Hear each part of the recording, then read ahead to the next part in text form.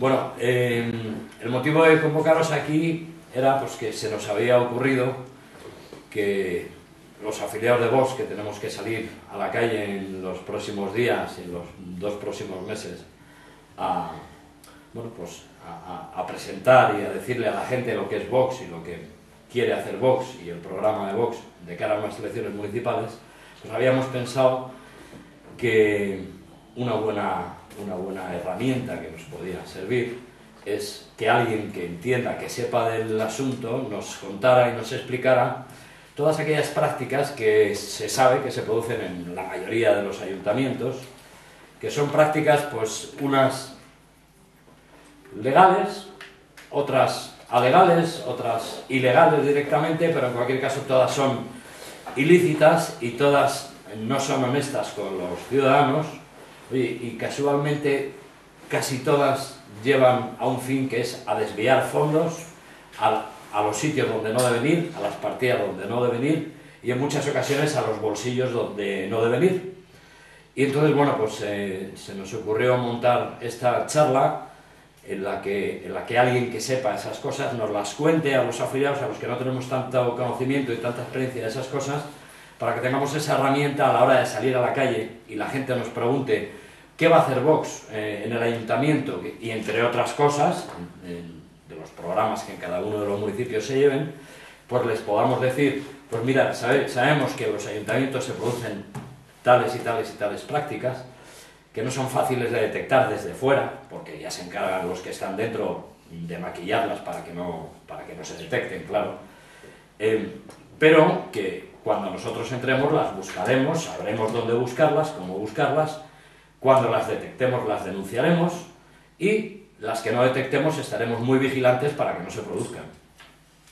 Y entonces, pues qué mejores personas para contarnos o hablarnos y explicarnos estas cosas en Vox que Laura Rodríguez Soler, que como sabéis es miembro del Comité Ejecutivo Nacional, es la tesorera del partido y es auditora del Tribunal de Cuentas. En el Tribunal de Cuentas, si no me equivoco, Laura, es donde normalmente se auditan y se miran por las cuentas. Donde no se auditan.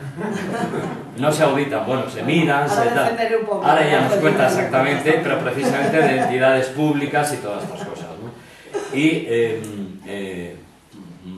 Pablo García de Movellán, que trabaja en el Ayuntamiento de Granada, él es técnico del área de gestión económica del Ayuntamiento de Granada, él trabaja dentro de un ayuntamiento y por supuesto conoce y sabe de estas técnicas porque está dentro de uno de los ayuntamientos, pero ya os digo, según parece, pues esto se produce de una forma u otra, unas cosas más, otras menos en unos que en otros, pero es una cosa muy generalizada. Y bueno, yo ya no tengo más que decir, ya le cedo la palabra a Laura y ya ella os sigue contando cosas. Buenos días a todos, muchísimas gracias por venir. Y sí, efectivamente se puede hablar de práctica absolutamente generalizada, porque en el Tribunal de Cuentas sí trabajamos un poco y lo que tenemos es la verdad, bueno, llevo 17 años fiscalizando ayuntamientos, entonces me he hartado de ver, pues eso, prácticas legales, pero poco éticas, que es que yo creo que el gran problema que tenemos hoy en día es que la falta de ética está tan generalizada que vale, o sea, se puede oír en la radio, en un programa, que alguien dice, has hecho esto, ya pero no es ilegal, ya pero es poco ético. Bueno, sí, es poco ético, o sea, es poco ético y vale, o sea, nos hemos acostumbrado a que eso valga, es una barbaridad, pero claro, lo que se hace como normal, bueno, pues no puede ser.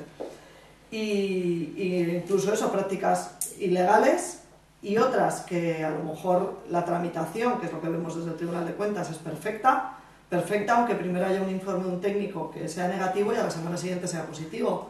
Como yo digo, estamos viendo el maletín pasar. Como no podemos ver el patrimonio de las personas, pues no vamos a poder ver nunca eso. O sea, lo que no tiene mucho sentido es que las parcelas de... Ahora os hablaré un poco de las normas, ¿no?, que existen para intentar controlar todas estas cosas, pero ¿qué pasa? Que el Tribunal de Cuentas llega hasta aquí, Hacienda llega hasta aquí, el fiscal llega hasta aquí. Bueno, muchísimas veces sí tenemos la suerte de que lo que vemos en la fiscalización en el Tribunal de Cuentas pasa a enjuiciamiento y tenemos Malaya y tenemos otro montón de casos en los que efectivamente nosotros vemos algo al hacer la fiscalización, con lo limitadísimo que lo tenemos, porque insisto, nos vemos en el patrimonio de las personas, es muy difícil, pero bueno, hay veces que es que canta, ¿no? Y efectivamente a veces está falta de dinero, vamos, que Nosotros no podemos enjuiciar, porque estamos en fiscalización, pero fiscalización sí que a veces da el paso posterior. Con todo lo limitado también de quién tiene la iniciativa fiscalizadora, que también os lo contaré luego. Porque habla Nacho de que denunciemos, ¿no? Pues, ¿qué pasa con las denuncias? ¿Dónde se denuncia que sabes que en tu ayuntamiento están robando? Pues en el Tribunal de Cuentas llegan personas a decir en mi ayuntamiento están robando, lo sé, por esto, por esto y por esto. Eso no da lugar a una fiscalización. La iniciativa fiscalizadora está en las Cortes Generales, en las asambleas legislativas de las comunidades autónomas y en el pleno del Tribunal de Cuentas. Entonces, claro, que un señor va y denuncia una cosa que la sabe y, bueno, pues o por falta de interés o por falta de recursos, en ese ayuntamiento se está robando y se va a seguir robando, porque nadie va a hacer nada. Entonces, bueno, es un disparate. Yo lo primero que voy a hacer es un poco encuadraros el mapa local, que, bueno, pues yo creo que es muy importante que conozcamos la realidad de este país, ¿no? O sea, sabemos que tenemos 17 autonomías, que es un disparate, con todos sus montajes, todos sus organismos duplicados, triplicados, que al final, además, aquí uno por otro la casa sin barrer, porque hay cosas que es que tenemos defensores del pueblo y defensores del pueblo y no se hace nada. Tenemos incluso tribunales de cuentas que yo creo que no sobran los autonómicos, porque desde luego la función fiscalizadora es fundamental. Lo que sobra son los altos cargos, o sea, los técnicos no sobra ninguno, lo que sobra son más presidentes, más consejeros, más choferes, todo el tema institucional que está montado. Bueno, pues ese es el nivel autonómico, pero es que a nivel local tenemos 8.115 ayuntamientos. 8.115 ayuntamientos es una barbaridad de ayuntamientos, sobre todo si tenemos en cuenta que el 60% son menores de 1.000 habitantes. Hay 3.797 habitantes de menos, municipios de menos de 500 habitantes. O sea, es una atomización que es brutal, porque además es verdad, y yo lo he visto en mi práctica fiscalizadora, que hay sitios donde ves alcaldes que ni están cobrando y que se están dejando la piel por su pueblo, pero da lugar a que el que no sea así de honesto, desde luego, a lo que le dé la gana. O sea, el lugar al caciquismo es infinito. Entonces tenemos los 8.115 ayuntamientos, las 41 diputaciones provinciales, 10 cabildos o consejos, 7 y 3, 81 comarcas, 1.013 mancomunidades, 3.686 entidades locales menores. Estas entidades locales menores se intentó acabar con ellas con la última reforma de la ley local, que ahora os hablaré de ella, pero una vez más se ha hecho una norma con una intención que no sé quién se va a encargar de velar por su cumplimiento, y aparte que es que no, como está planteada es insuficiente. 882 consorcios, 251 fundaciones, 1.787 organismos autónomos, que es una de las formas de prestación de servicio que entiendo que luego nos explicará Pablo, y 2021 sociedades mercantiles dependientes de entidades locales, que es así que es un gran nivel de corrupción del que yo os voy a hablar un poco cuando os explicará un poco la ley de contratos, y desde luego Pablo os va a contar cómo a través de las sociedades pues, es una forma fantástica de hacer lo que te da la gana. Entonces 2021 sociedades mercantiles que dependen de 8.115 ayuntamientos. Lo que os digo, el encuadre un poco normativo. Bueno, pues la norma fundamental en España, como sabéis, es la Constitución, y es la que habla de la autonomía local y de la existencia de estos municipios. Los ayuntamientos tienen, como digo, autonomía, no tienen potestad legislativa, sí tienen reglamentaria, pueden aprobar sus ordenanzas, ¿no? Y la que sí tiene la posibilidad de legislar también es la comunidad autónoma. Entonces, dentro del marco, ¿quién establece el marco normativo? Pues una ley estatal, que es la Ley de Bases del Régimen Local, que ha tenido sucesivas reformas desde 1985, y a través de sucesivas reformas, si lees la exposición de motivos de las leyes, la verdad es que las intenciones siempre parecen buenas. Siempre que se empieza con una ley, la intención es muy buena, incluso como yo pensé que iba a ser buena la reforma de 2013, ¿no? Que es la última gran reforma operada, la de la sostenibilidad, que es en aquella en la que Mariano Rajoy nos prometió a todos una reforma de la administración local, una auténtica reforma, pues que hace falta, pues con el mapa que os acabo de decir, imaginaos la falta que hace, ¿no? Y bueno, pues una exposición de motivos fantástica, en la que se prometen muchas cosas. Ya no sé cómo quedó la última exposición de motivos, porque esa ley, por ejemplo, tuvo tantísimas reformas, enmiendas. La propia Federación Española de Municipios, presidida por otro alcalde del PP, se quejó muchísimo, porque claro, se acaban chiringuitos. Si es que al final tenemos chiringuitos y chiringuitos, y se pretendía reducir, bueno, cuestión.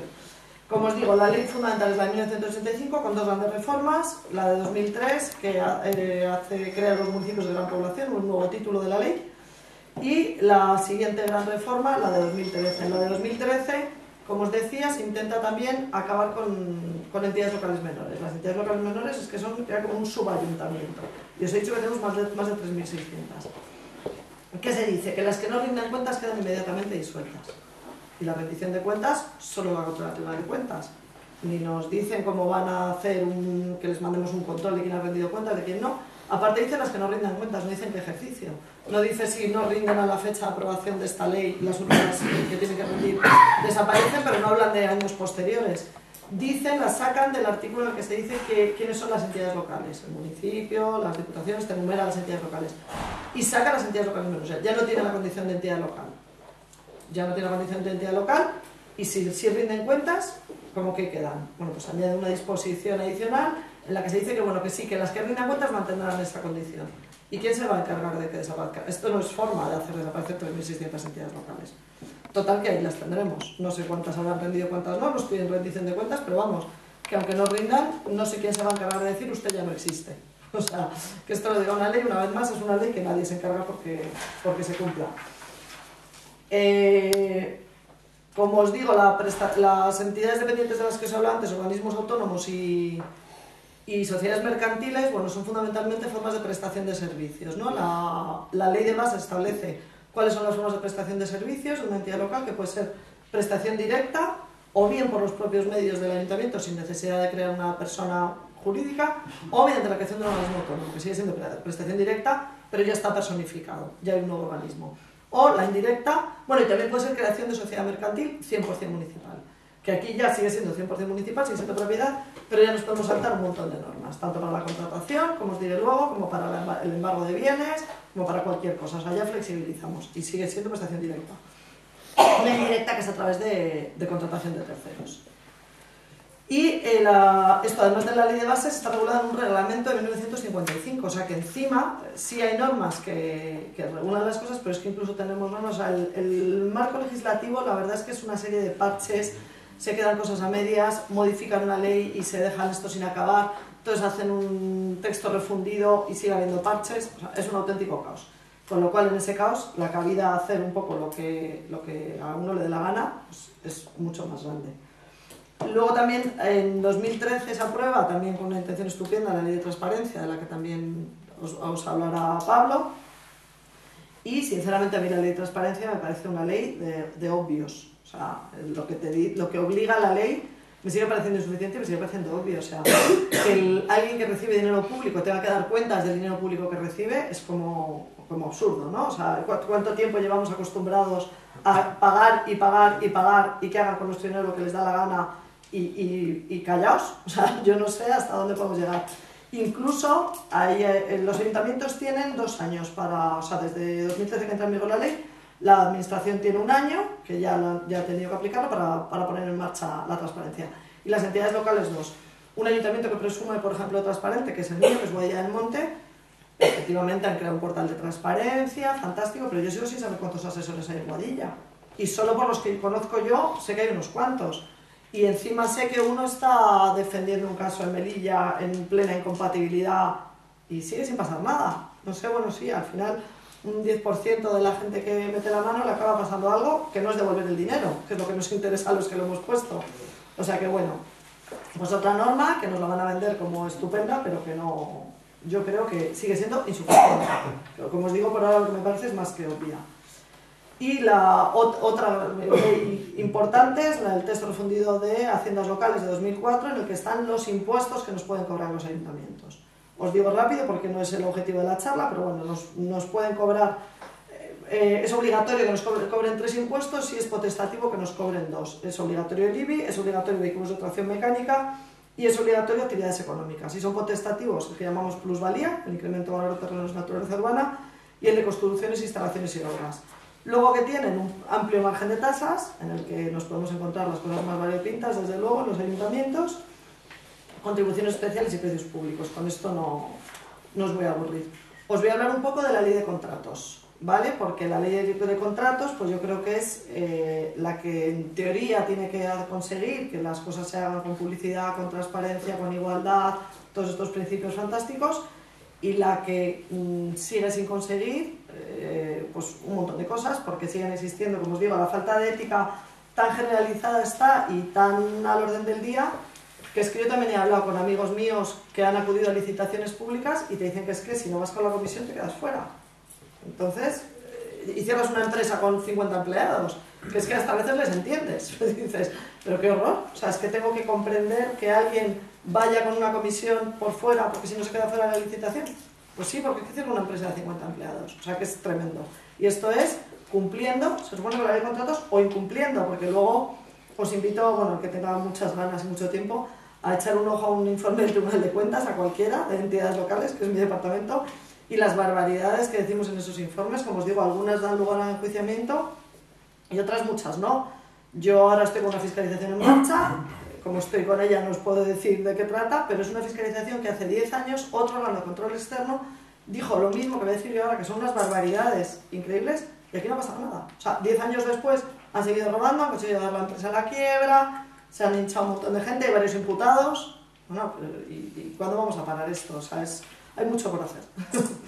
Bueno, entonces, como os digo, en materia de contratación, había una ley, no me voy a remontar al origen de los tiempos, pero bueno, en 1995 fueron metiendo modificaciones, se aprobó un texto refundido en el 2000, posteriormente en 2007 hacen una gran reforma, hacen una nueva ley de contratos del sector público, y una vez más le faltan cosas, siguen metiendo modificaciones, y la que estará en vigor es un texto refundido aprobado por Real Decreto Legislativo en 2011.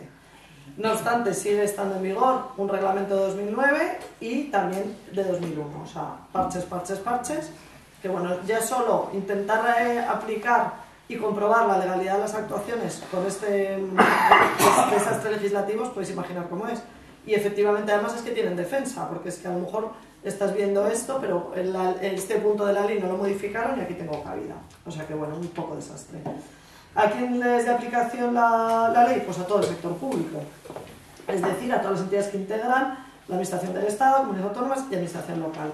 Y también se incluyen las sociedades mercantiles de participación mayoritaria, de más de un 50%.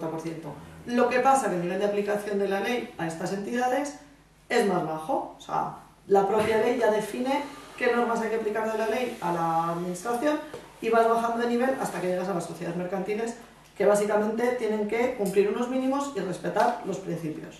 O sea que prácticamente nada. Incluso, bueno, en esta ley, a partir de 2007, se inventa la figura del poder adjudicador, que ahí es cuando se distingue entre quién puede adjudicar el contrato y quién no, y el nivel de aplicación de la ley va precisamente en función de si eres poder adjudicador de un tipo o de otro. ¿Quiénes son poderes adjudicadores? Son todas las administraciones públicas y todos los entes creados para satisfacer necesidades de interés general, pero que no tengan carácter mercantil. O sea que también las sociedades mercantiles no son poder adjudicador. Y el máximo nivel de aplicación de la ley es para el poder adjudicador cuando sea administración pública. Hay un segundo nivel para cuando no es administración pública y, como os digo, las sociedades mercantiles ya quedan en el tercer nivel, que es el mínimo. ¿Qué principios recoge la ley de contratos? Pues la libertad de acceso, la publicidad y transparencia, la no discriminación y la igualdad. Todos principios fantásticos y que en teoría deberían ser, pues como digo, obvios, ¿no? Si estás haciendo una contratación pública. Además, conecta con el principio de estabilidad y con el control del gasto para una eficiente utilización de los recursos. Y todos estos son los contratos destinados a realización de obras, adquisición de bienes y contratación de servicios. Serían como los grandes grupos. Previamente, ¿qué te dice la ley? Que tienes que definir qué necesidades hay que satisfacer. Aquí nosotros hemos introducido en el programa municipal la auténtica participación ciudadana, participación que viene diciéndose ley o sea, en las sucesivas reformas a la ley de bases se ha hablado de aumentar la participación ciudadana, que en un municipio es lo que más sentido tiene, ¿no? Que sea el ciudadano, tenemos que elegir unos representantes y no podemos estar votando cada semana, pero si se va a cometer una gran obra en el municipio, podemos decir si nos gusta esta obra o no, vamos a pagarla nosotros con nuestros impuestos. Entonces nosotros hemos introducido, como os digo, la figura de la participación ciudadana en el que se pueda votar la obra a realizar con un presupuesto, además, que te digan vamos a hacer un polideportivo, vamos a hacer un carril bici o vamos a hacer unos parques y va a costar tanto. Pues si el pueblo lo quiere bien y si no, no, porque si lo que lo quiere es el alcalde, que es amigo suyo el que hace la obra, pues a lo mejor no es lo mejor para los ciudadanos. Total que esa previa definición de las necesidades a satisfacer, que siempre las hace un informe de un técnico en el que se explica estupendamente, bueno, pues te las puedes inventar, evidentemente las necesidades a satisfacer. Ahora os diré incluso qué cosas se inventan para las distintas formas de tramitación de un contrato. A grandes rasgos, clasificación de tipos de contratos, pues obra y concesión de obra pública, que básicamente se diferencian en que no hay un concesionario que va a cobrar o bien por la explotación de la obra o simplemente se entrega la obra y se paga. Gestión de servicios públicos, que es de lo que más me imagino que nos hablará Pablo para explicarnos la corrupción. Contratos de suministro, contrato de servicio prestado a la administración pública, colaboración sector público-sector privado, mixtos y contratos privados, que los contratos privados pues son, como os digo, los que celebran las sociedades mercantiles, los que tienen el mínimo nivel de control. ¿Quiénes son los órganos competentes para adjudicar los contratos en la administración local? Pues dependiendo de si es gran ciudad o no, como os digo antes, por la modificación que se hizo en 2003 de la Ley de Bases, pues tendrá que ser el alcalde en determinados tipos de contrato, pleno, comisión de gobierno, ¿vale? Eso varía. Además, se estará asistido por una mesa de contratación para valorar las ofertas. Y también se establece en la ley pues, los requisitos para contratar, la capacidad de los licitadores, las prohibiciones y una serie de garantías. ¿Cómo se tramita un contrato? Un contrato en condiciones, pues con un expediente de contratación, que es una fase interna en la que no hay un contacto con los posibles licitadores, sino que es donde ahí efectivamente se explica la auténtica necesidad, se ve el coste asumible, la asistencia de crédito y se firmaría el expediente, se aprobaría el expediente. ¿Qué formas de tramitación existen? Pues la ordinaria, que es la que más respeta todos estos principios, la que más seguridad nos da. El abreviado urgente, que ya es cuando se trata de una necesidad inaplazable o de interés público, que tiene preferencia en el despacho y que los plazos se reducen a la mitad. Ya la urgente nos la suelen colar por un montón de casos que desde luego no son urgentes, pero hay un técnico que te firma que había una necesidad inaplazable, y entonces ya nos ahorramos un montón de plazos y un montón de cosas. Y luego ya está la risa, que es la emergencia, porque la emergencia habla de eventos catastróficos, de grave peligro o para situaciones de defensa nacional, y yo de verdad mi experiencia, y eso insisto, podéis ver un montón de informes, es que te cuelan como emergencia cada cosa, o sea, una cosa que se viene sabiendo hace 3 años y de repente la contratada por emergencia. Esto no es una emergencia, pues hay un informe que dice que esto es una emergencia y claro, la emergencia no necesita tramitación de expediente, con lo cual la adjudicamos como queremos. ¿Qué procedimientos de adjudicación hay? El abierto, que es en el que puede acudir cualquier persona, siempre que cumpla las condiciones mínimas, por supuesto, solvencias, etc. El restringido, que se seleccionan previamente determinados posibles licitadores atendiendo a su solvencia, y el negociado, que se adjudica a un licitador previamente elegido por la administración, debidamente justificado. Una vez más, necesitamos un informe, bueno, tras consultas con varios y una negociación con ellos. No os quiero aburrir mucho más con los contratos. Bueno, y luego existe una figura que es la del diálogo competitivo, que se llama varias empresas y pueden dialogar entre ellas, supervisados por el órgano de contratación. Os cuento un poco pues, curiosidades de un informe al azar, de barbaridades que se dicen, de cosas que pasan. Bueno, un informe al azar. Son 2 informes que yo les tengo un poquito de manía por el gasto que se ha hecho. Son los planes de Zapatero, el plan E y el plan E2. 8.000 millones de euros el plan E, 5.000 millones de euros el plan E2. O sea, se dice pronto. Son 13.000 millones de euros que se inventan para generar empleo. ¡Oh, qué maravilla! Vamos a generar empleo a través de esta figura, que es una partida presupuestaria que viene en los presupuestos generales del Estado de siempre, porque es la misma partida que los planes provinciales de obras. Estos planes están pensados para la adecuada prestación de los servicios. Bueno, aquí hay otro informe también bastante interesante en el que se dice cómo las diputaciones, que son las que tienen que repartir este dinero que da el Estado para estos planes provinciales, como respetan la autonomía local, la autonomía de los ayuntamientos, no dicen qué obras tiene que realizar el ayuntamiento y qué obras no. Entonces, esta partida presupuestaria, que antes del plan E, como os digo, está pensada para asegurar la efectiva prestación de todos los servicios en los municipios, que esta función la tiene encomendada la Diputación, es la que tiene que velar porque en todos los municipios de su provincia los servicios se cumplan adecuadamente. Para velar por esta función, tiene esta partida presupuestaria, que es la única manera de hacer cumplir la norma, yo creo que es cortar el grifo, ¿no? O sea, si te dan el dinero, hacer lo que quieres, y si te condicionan a recibir el dinero, ya cambia la cosa.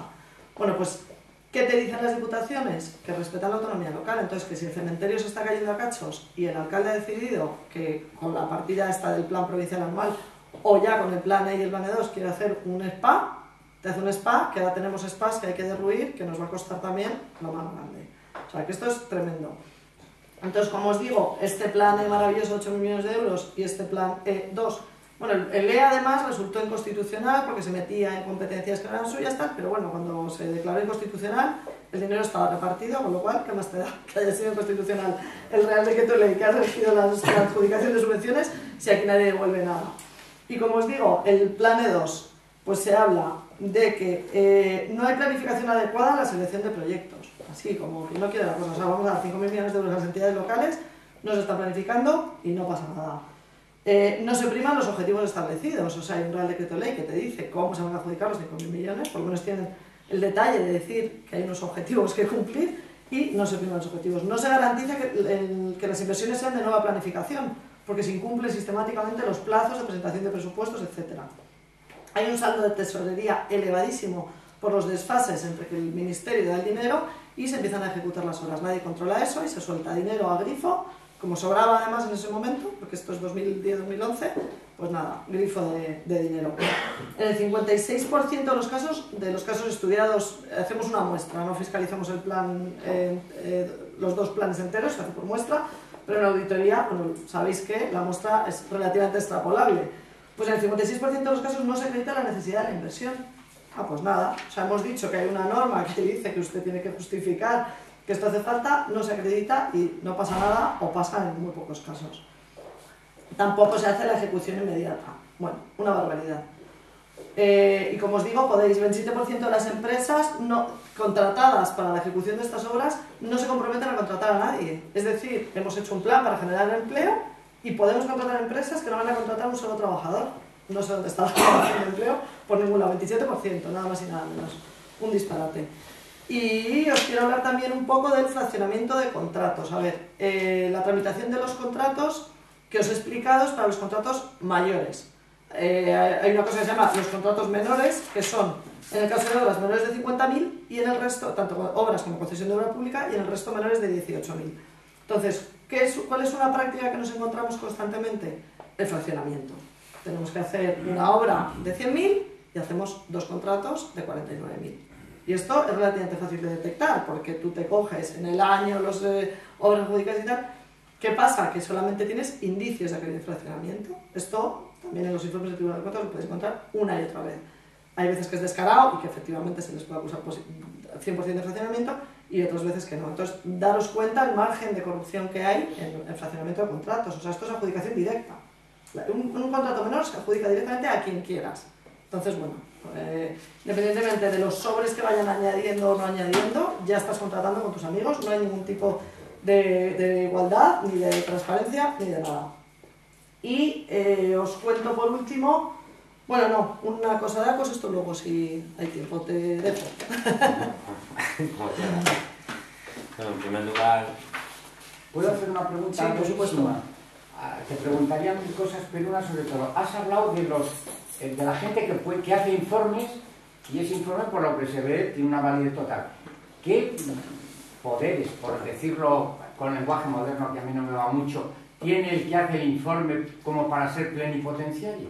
¿Cómo esos informes no se pueden rechazar o someter a vigilancia? Tal como lo has estado exponiendo, parece que llega un informe que yo no sé quién habrá hecho de los y eso técnicos, justifica todo. De los técnicos en los ayuntamientos. Sí, sí, claro.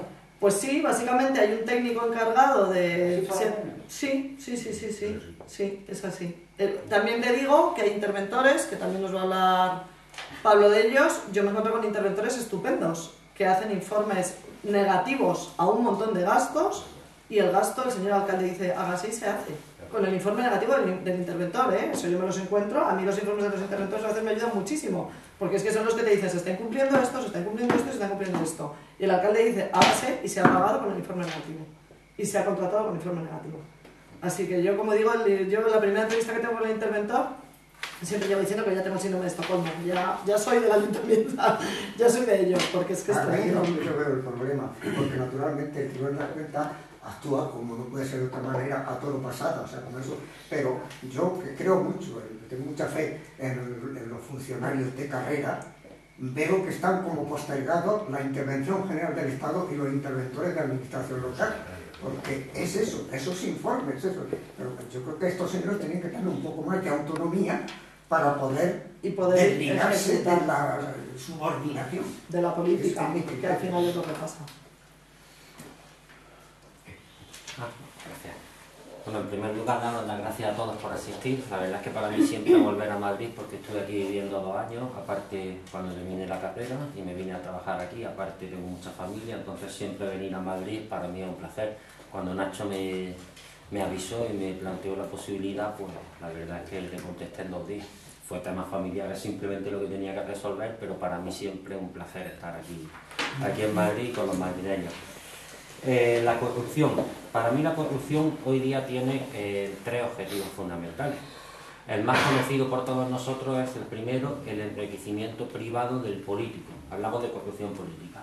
Y el que más vemos en la prensa cuando salen los casos de corrupción. El segundo, el enriquecimiento ilegal o la financiación ilegal del partido de turno. Esto en los años 90, que fue lo que le costó el gobierno al felipismo, al PSOE, era escandaloso para el PSOE y era lo que el PP siempre denunciaba y al final parecía que ellos iban a hacer otra cosa.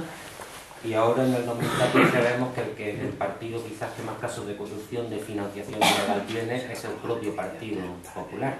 Entonces muchas veces cuando decimos y salimos a la calle también a decir es que el PP ya no es derecha, no es ideología, ya tiende más al centro reformista, como el otro día le apuntó Santiago Abascal en directo al portavoz del Partido Popular en el Cascabel y él mismo lo reconoció. Efectivamente también podemos atacar por ahí, o sea, ellos eran como los abanderados de la lucha contra la financiación ilegal del Partido Socialista, la corrupción, y hoy día son incluso peores que ellos. Y un tercer elemento de la corrupción política, que es el objetivo que tienen es perpetuarse en el poder, ¿vale? Entonces los 3 van aparejados y es un poquito de lo que os quiero hablar mezclando legislación, porque es que esos 3 objetivos que lo tienen el PSOE lo tenía clarísimo desde que empezó a gobernar España en el 82, el PP cuando ha cogido el relevo también lo ha tenido muy claro. Y entonces, digamos, como que un pacto entre ambos han ido haciendo una legislación en estas 2 últimas décadas que han permitido, han facilitado esos 3 objetivos, esas 3 vertientes de la corrupción política. Y sobre todo el que menos nos damos cuenta que es el objetivo de perpetuarse en el poder. Voy a empezar a hablar, por ejemplo, de la función pública, al hilo de las últimas preguntas del señor, de esos informes que hacen esos secretarios, esos interventores. Todos conocemos la figura del secretario en los ayuntamientos, del interventor y del tesorero. Depende del número de población de habitantes del ayuntamiento. Las 3 funciones recaen en un mismo funcionario, municipios de menos de 5.000 habitantes, y ya según vayan subiendo los habitantes, pues tenemos 3 personas distintas para las 3 funciones. Paulatinamente se ha ido quitando funciones de poder, de autonomía a estos funcionarios. Ahí es donde está el objetivo, ¿vale? Legalmente lo han ido haciendo y ese es el objetivo que han conseguido con la legislación los viejos partidos. Yo ya no me gusta hablar, hago un inciso, no me gusta hablar de grandes partidos, PSOE, PP, grandes en corrupción, lo que queráis, grandes en estructuras, vale, pero no son grandes, son viejos partidos, caducos. Ya no nos sirven a los españoles, no nos ofrecen nada nuevo. Entonces, estos viejos partidos, fijaros, ya la UCD, cuando gobernó, intentó quitar el cuerpo de los secretarios y de los interventores. Aquello iba a ser un caos, se echó para atrás. Entre el 82 y el 85, ya el Partido Socialista empieza a hacer ciertas reformas legales. Primero desaparece la figura de la advertencia de ilegalidad, que estaba recogida en la anterior ley de base, con la nueva del 85 que citaba Laura. Se cargan la del 50 y se cargan esa figura, la de la advertencia y la ilegalidad. Ya es que una cosa es un informe que te pueden advertir, pero eso era una figura bastante expresa. Oiga usted, esto es ilegal, y ya saltaban las alarmas. Eso se lo quitan y luego consiguen que el secretario del ayuntamiento, que hasta entonces, en la época del régimen de Franco, era el jefe del personal de los funcionarios, y era un funcionario más, ya no es el personal, ya no es el jefe de los funcionarios. El jefe ya pasa a ser el concejal, pasa a ser el alcalde, que lo puede delegar en el concejal de personal, que suele ser una figura muy habitual en los municipios. Para seleccionar a los funcionarios que van a ocupar los puestos de secretarios, interventores o tesoreros, se crea la figura, son funcionarios, ahora se les llama de habilitación nacional, es por oposición, pero ya se crea un baremo, y según ese baremo que escogen que establecen las mismas entidades locales, de entre la bolsa de todas las personas que se han sacado esa oposición, según ese baremo lo elige libremente la entidad local de turno. Tú acudes al Ministerio de Administraciones Públicas, hoy día casi ya no se hace a través de las comunidades autónomas, la Consejería de Función Pública, qué personas hay disponibles para el puesto que se me ha quedado libre. Y según el baremo que tú, como entidad local, has instituido, selecciona a tu secretario. Es decir, hacen ya traje a medida. Son puestos que deben ser para garantizar la imparcialidad del poder público. Ya han conseguido que no sea ilegal que tú los selecciones según un traje a medida. Entonces, por ahí van un poquito los tiros. Entonces, al final estamos convirtiendo personas que nos deben controlar a los políticos, están seleccionados por los propios políticos. Con lo cual ya el control, ahí ya con esa selección a dedo ya carece un poco de sentido. De hecho, llegamos al 2007 y con el Estatuto Básico del Empleado Público, una norma que Zapatero hace pero que aprueba también el Partido Popular porque también le interesa para cuando ellos cogiesen el poder, como sí lo han demostrado. Entonces, estos funcionarios a partir de 100.000 habitantes son ya de libre designación. Sí, funcionarios de plaza, pero son de libre designación. Los funcionarios tenemos derecho a militar en partidos políticos. Yo estoy en Vox, Laura también, no hay ningún problema. Ya es con el carné. Bueno, Laura la quieren buscar un problema. La quieren buscar un problema. A mí me lo intentarán buscar también, probablemente. Pero bueno, ahí estamos defendiéndonos siempre. Yo en el Ayuntamiento de Granada gobierno el Partido Popular con mayoría absoluta desde el año 2003. Entonces, el derecho constitucional a participar en la vida pública, espero que sí, lo respeten. estaremos dando batalla. Entonces, por un lado, consiguen que estos funcionarios que tienen que ejercer ese control son nombrados por libre designación. Eso lleva aparejado también que el cese es libre. O sea, si un alcalde quiere, prescinde de un interventor. Ahí ya tenemos, además es legal, ahí ya tenemos, por tanto, el primer paso para evitar ese control por lo que era la función pública. El funcionario en España, que mucho se critica, es cierto, porque se han metido muchos funcionarios, se han colado muchos funcionarios por la vía no de la oposición, sobran funcionarios, no de carrera, lo que sobran son enchufados, ahora también os comentaré todas esas prácticas, estaba para garantizar la imparcialidad del poder público. Somos los que hacemos los informes, en función de los cuales los políticos, concejales, alcaldes y demás van a adoptar decisiones. Esos informes ya están viciados, porque ya están hechos por personas que no han entrado como deben de entrar, como se entraba antiguamente. Eso por un lado.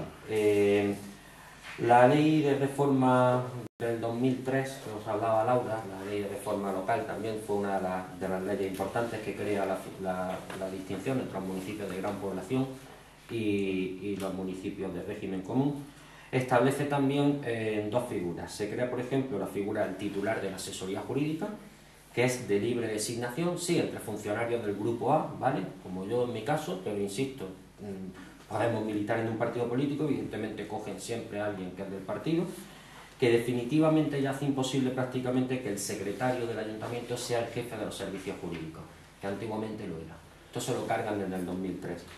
Y se crea también la figura del órgano de gestión tributaria, que también ese órgano lo dirige un funcionario que también es de libre designación, entre el grupo A, pero de libre designación.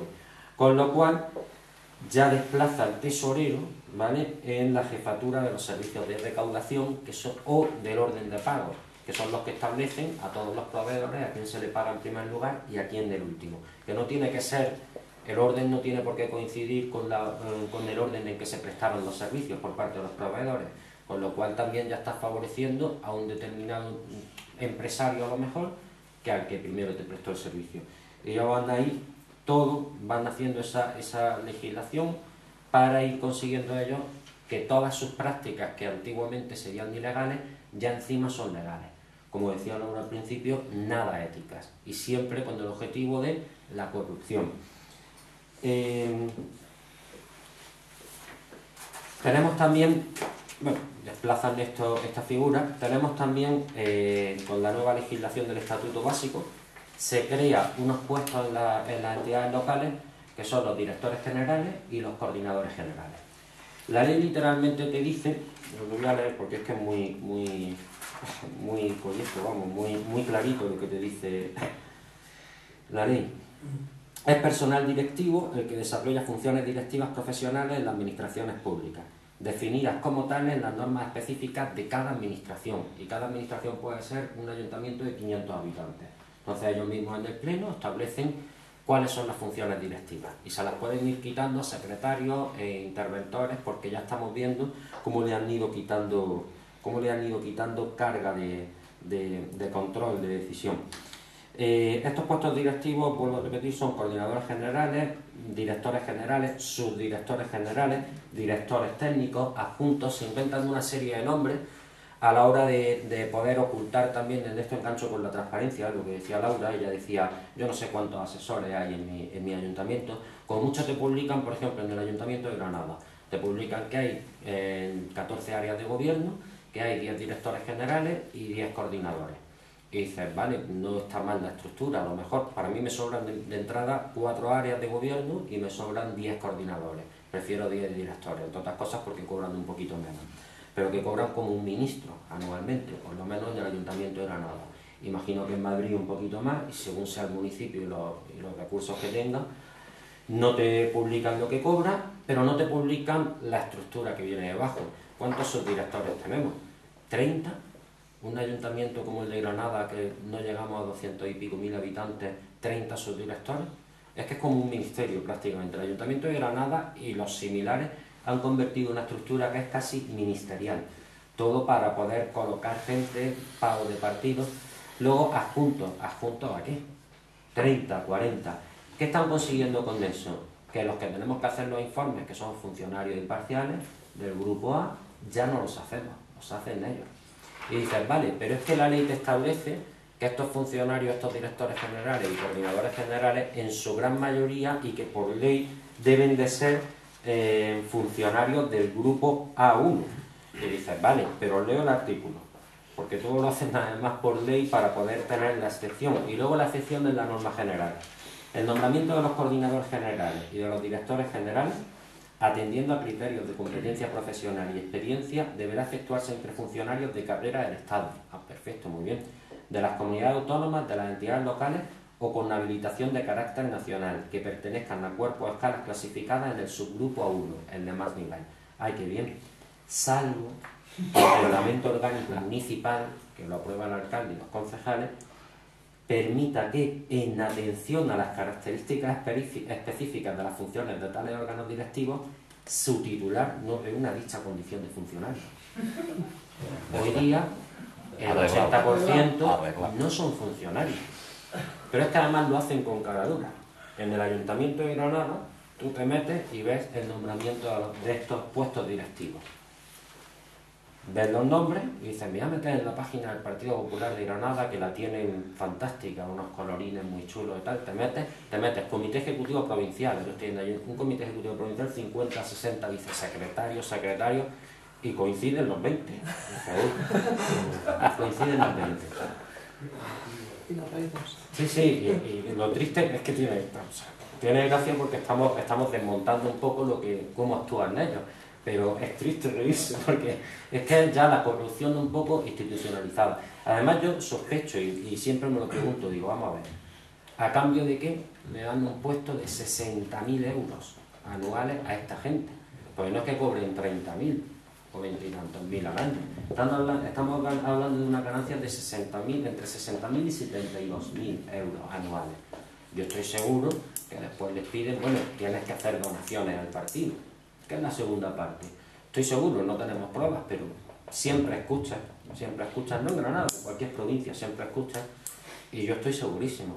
Como los nombramientos que ahora hablaré de las empresas públicas municipales, también están todos en la página del Partido Popular de la provincia. O sea, además que no disimulan. Usted mete en la página, vicesecretario de de participación ciudadana del Partido Popular de Málaga. Te metes en el Ayuntamiento de Málaga, gerente de la empresa municipal de vivienda y suelo de Málaga. Uy, es el mismo, ¿sabes? Por poneros un ejemplo. En Granada desde luego sucede. Y si me meto en, no tengo tiempo, pero si os metéis en cada provincia, seguro que os van a coincidir muchos nombres. Entonces, bueno, para mí, personalmente, yo creo que siempre, con semejantes sueldos tan altos y demás, es porque por detrás les están sugiriendo, cuando no obligando, que hagan la donación al partido. Y ahí tenemos esas macrosedes, ahí tenemos esa financiación, que es legal. Muy poco ética, pero es legal. Pero son los truquillos que están utilizando.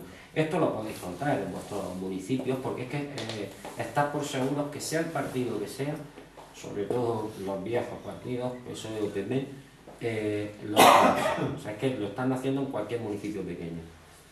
Sí. Pero Manolo, ¿tú puedes denunciar esto en Granada sin miedo a represalias? ¿Tú puedes denunciar este tipo de delitos? Sí, de lo que tenga pruebas, claro que sí. En este caso, cuando dicen En que este caso página... sí, están puestos. Los tribunales de oposiciones los hemos denunciado en Granada. Son funcionarios de plaza, ¿vale? Pero que son militantes del Comité Ejecutivo Provincial. Y luego se presentan a esas oposiciones, y además es que las sacan después, porque nos ha pasado varias veces, familiares del Partido Popular. Está denunciado. Está denunciado. Pero que siguen esto. Es difícil a veces, o sea, establecer. Nosotros lo que intentamos, pero es siempre encontrar un opositor que se presente a esa posición. Porque la vía legal de paralizar eso es que recusen a los miembros del tribunal por amistad manifiesta. La amistad es que está publicada en una página web. O sea, es que está clarísimo. Es que yo tengo el caso ahora de una oposición donde la esposa de un alto cargo del Partido Popular se presenta. Y ese alto cargo del Partido Popular es el jefe, dentro del Partido Popular, de 2 miembros de esa oposición. O sea, es claramente manifiesto. Yo, de hecho, el maestro se está grabando, hago la apuesta de que la esposa de ese señor se saca a plaza. Hago la apuesta y la mandaré a prensa, a la grabación. Está clarísimo. O sea, yo lo denuncio. O sea, una vez que yo sí lo tengo claro y además os doy el consejo, o sea, tenemos que ser cautos, sobre todo los que nos puedan perjudicar nuestro trabajo al estar en política, pero si tú las cosas las haces legales, hay que ser valiente. Represalias van a intentar tomar seguro, pero bueno, yo siempre me fijo en Ortega Lara y en Santiago Abascal, o sea, lo que ellos han sufrido por sus ideales, nos vamos a echar nosotros que somos más de pie atrás por posible. Yo desde luego no. Si me fijo en ellos y digo, ¿qué me van a intentar? ¿Abrir un expediente disciplinario? Yo cuido mucho lo que digo, ya me defenderé. No, tenemos que ser en eso valientes. Entonces, bueno, esto es solo un ejemplo de cómo, al hilo de la pregunta de cómo han conseguido desplazar a los funcionarios independientes, pues tú puedes tener esta ideología. Yo, por ejemplo, tengo mi ideología, pero jamás firmaría un informe ilegal al que tú, a base de meterlo ahí, sacarlo de la lista de la cola del INEM directamente y le estás dando un puesto de 60.000 euros, te aseguro yo que te firma lo que le pides. Es que te firma lo que sea. Y esa es la excusa que luego hacen ellos para intentar salir indemnes de la denuncia. Cuando, oiga, usted ha adjudicado una cosa, por ejemplo un contrato, a sabiendas de la ilegalidad de esto, es que tengo un informe y cae el otro cae, el alcalde o el concejal de turno no. ¿Vale? Entonces ellos están tejiendo esta red para el político siempre intentar quedar un poco por encima. Ya la administración, a día de hoy, yo me atrevo a asegurar que la tiene totalmente, con estos sistemas de administración local totalmente controlada. Fijaros que un informe lo tenía por aquí apuntado, de la ONG Transparencia Internacional, que es la que ha sacado, por cierto, los baremos de transparencia de los ayuntamientos, donde mi ayuntamiento es el 110, de 110. Qué casual, además. Entonces fui a la radio y porque yo me estudié el informe es muy sencillo. O sea, hay 80 indicadores, si esto lo publicas en la página web eres transparente y si no lo publicas no eres transparente, o sea, es que no hay más. Ayer el concejal de personal alegaba que no hemos querido dedicar funcionarios a trabajarse esto cuando nos advirtieron tal. Yo fui a la radio y dije, mira, miente como un bellaco porque esto o lo tienes publicado o no. Y los funcionarios que se dedican de la página web municipal tienen nombre y apellidos, que no los digo, los conozco y trabajan en esto. Simplemente es darle el folio, mira, publica los presupuestos del ayuntamiento, que son 80 folios, porque los tengo, son 80 o 90 folios en formato PDF, públicalo. Y no ni siquiera publican los presupuestos del ayuntamiento, que es lo más básico de la transparencia. No lo que te publican en el boletín oficial de la provincia, que son resumidos por capítulo y de ingresos y gastos, y luego dentro de ingresos y gastos pues los 8 o 9 capítulos, transferencias corrientes, impuestos directos. No, eso es cantidades a grosso modo que no saben ni de dónde vienen. Eso no es transparencia, además en un boletín oficial, eso son 16 líneas, no mire usted. O sea, de un presupuesto de 265 millones de euros yo quiero saber más. Cuánto gastamos en coches oficiales, cuánto gastamos en asesores. Entonces, esa es la verdadera transparencia. A día de hoy no, entonces éramos el 110. Y claro, en Granada se levantó un revuelo por eso. Yo fui a la radio, estuve una hora, indicador por indicador, demostrando que es que realmente que somos los menos transparentes de España. De los 110 analizados, a lo mejor hay uno que todavía es menos transparente. Entonces felicitaré a mi alcalde y diré, ya no usted el último. Tendré que felicitarle, pero vamos, no creo que llegue el caso. Bueno, eso de cómo han tejido la red para a través de los funcionarios, que somos los que en principio debemos de garantizar un poco la imparcialidad, cómo han conseguido ya legalmente cargarse ese control interno, que es el más efectivo. Porque es lo que decía Laura, dice, al Tribunal de Cuentas sí, nos llega un ciudadano que se quedó en mi ayuntamiento y no tal, si luego la denuncia se queda, control interno es el más efectivo. Por ahí, por eso, yo estoy totalmente de acuerdo con Laura, esa ley de transparencia para mí es un bluff.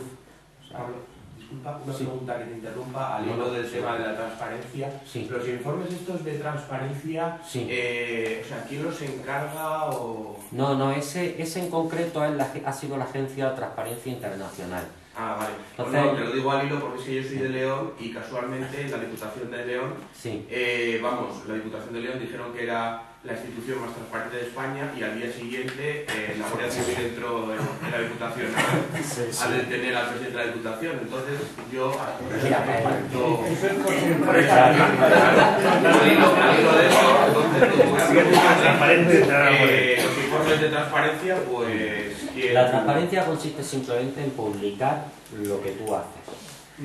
Ellos tienen 80 indicadores, entonces, vale, si tú publicas los presupuestos y tal, pero eso es como decía Laura, es básico, es elemental.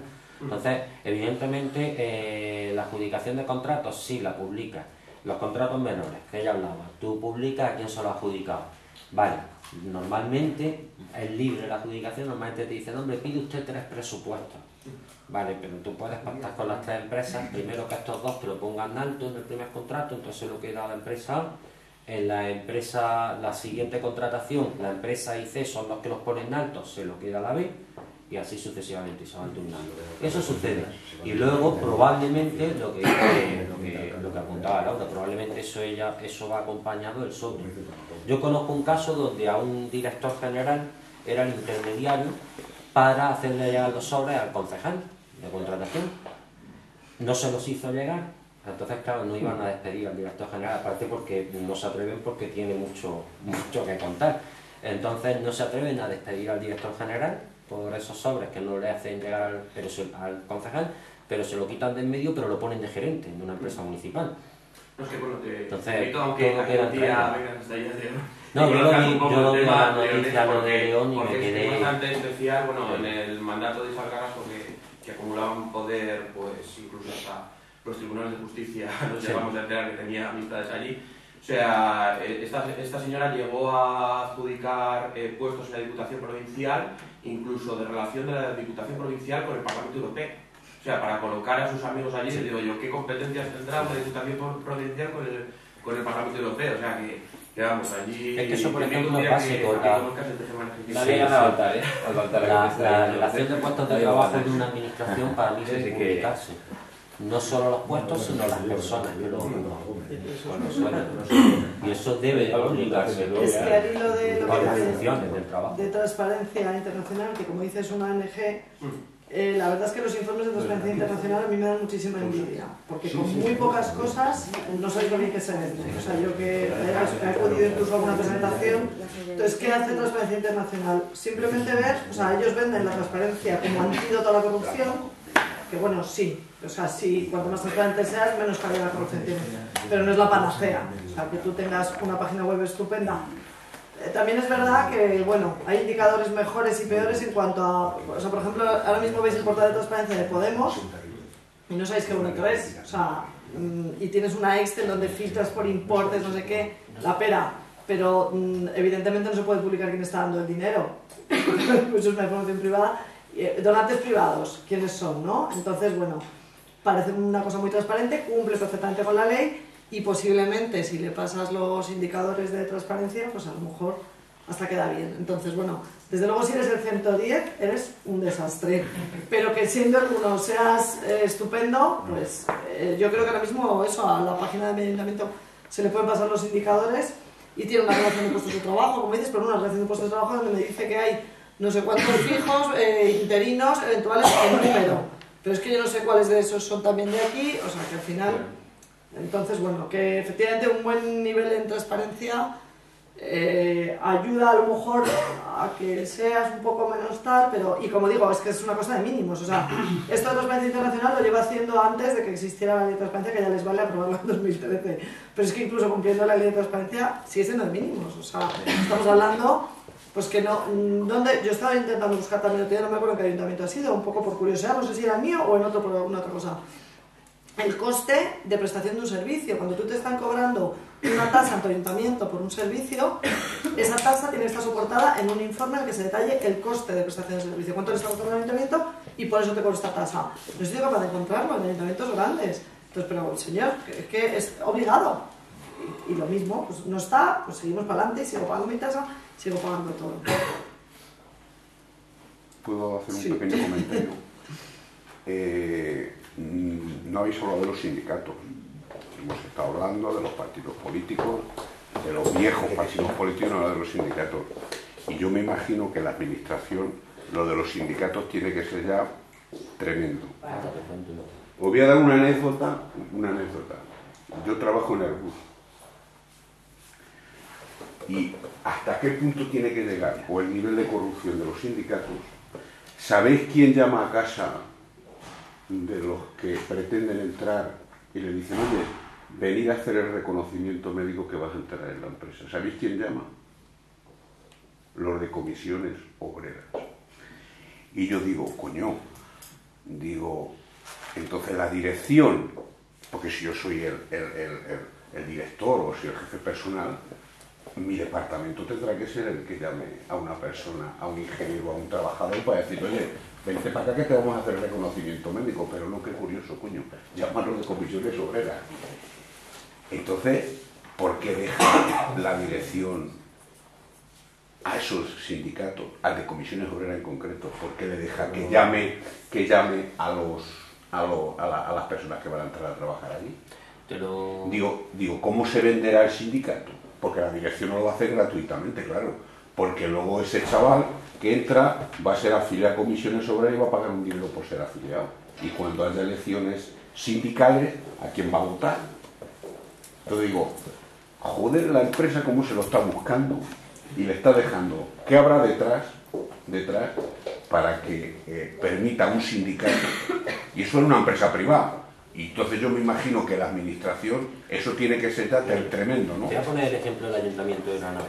El Ayuntamiento de Granada, y engancho ya con empresas municipales, por ejemplo. Un minuto de empresas municipales y te hablo de la función de los sindicatos y su corrupción dentro del Ayuntamiento, y ocurre en todos sitios.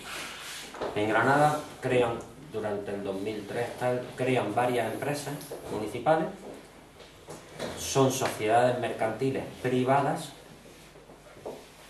pero de capital. Los PPP o PSOE, que me da igual, pero... Sí, es que da igual. ¿El qué? Que si lo hace PP o PSOE. Ah, sí, es que da absolutamente igual. En este caso el Partido Popular, entonces, que es el que gobierna en Granada. Entonces, ellos crean las empresas privadas para prestar un servicio público, es legal, ¿vale? Son sociedades mercantiles privadas, pero su capital es 100% del ayuntamiento. Los accionistas son los concejales y el alcalde. Efectivamente. ¿Qué ocurre con esta forma? Que tú puedes contratar personal laboral. Ya te saltan las oposiciones y todos los trabajadores son de tu cuerda. Tenemos una empresa, que es la empresa pública municipal de vivienda en Granada Capital, que la cierran. La cierran a finales de 2014. ¿Qué hacen con estos 29 trabajadores, algunos unos sueldos de 35.000 euros anuales? Pasan directamente, sin ningún tipo de oposición, a ser personal laboral fijo, no interino, fijo. Pero es que ahora abren un proceso de negociación colectiva con esos sindicatos, y los sindicatos se echan para atrás, no piden que sea una oposición, y entonces esas personas con una memoria de 25 folios, que no tienen ni que acreditar que sea tuya, van a pasar a ser funcionarios de carrera y en puestos altos de técnico. ¿Qué les han dado a cambio a los sindicatos para callar esto? Cosas como tú las que tú comentabas, y casualmente te metes en la plantilla de sindicatos y muchos tienen jefaturas de libre designación. Funcionarios que entraron de comisiones obreras, además es que en Granada es comisiones obreras principalmente el que hace esto.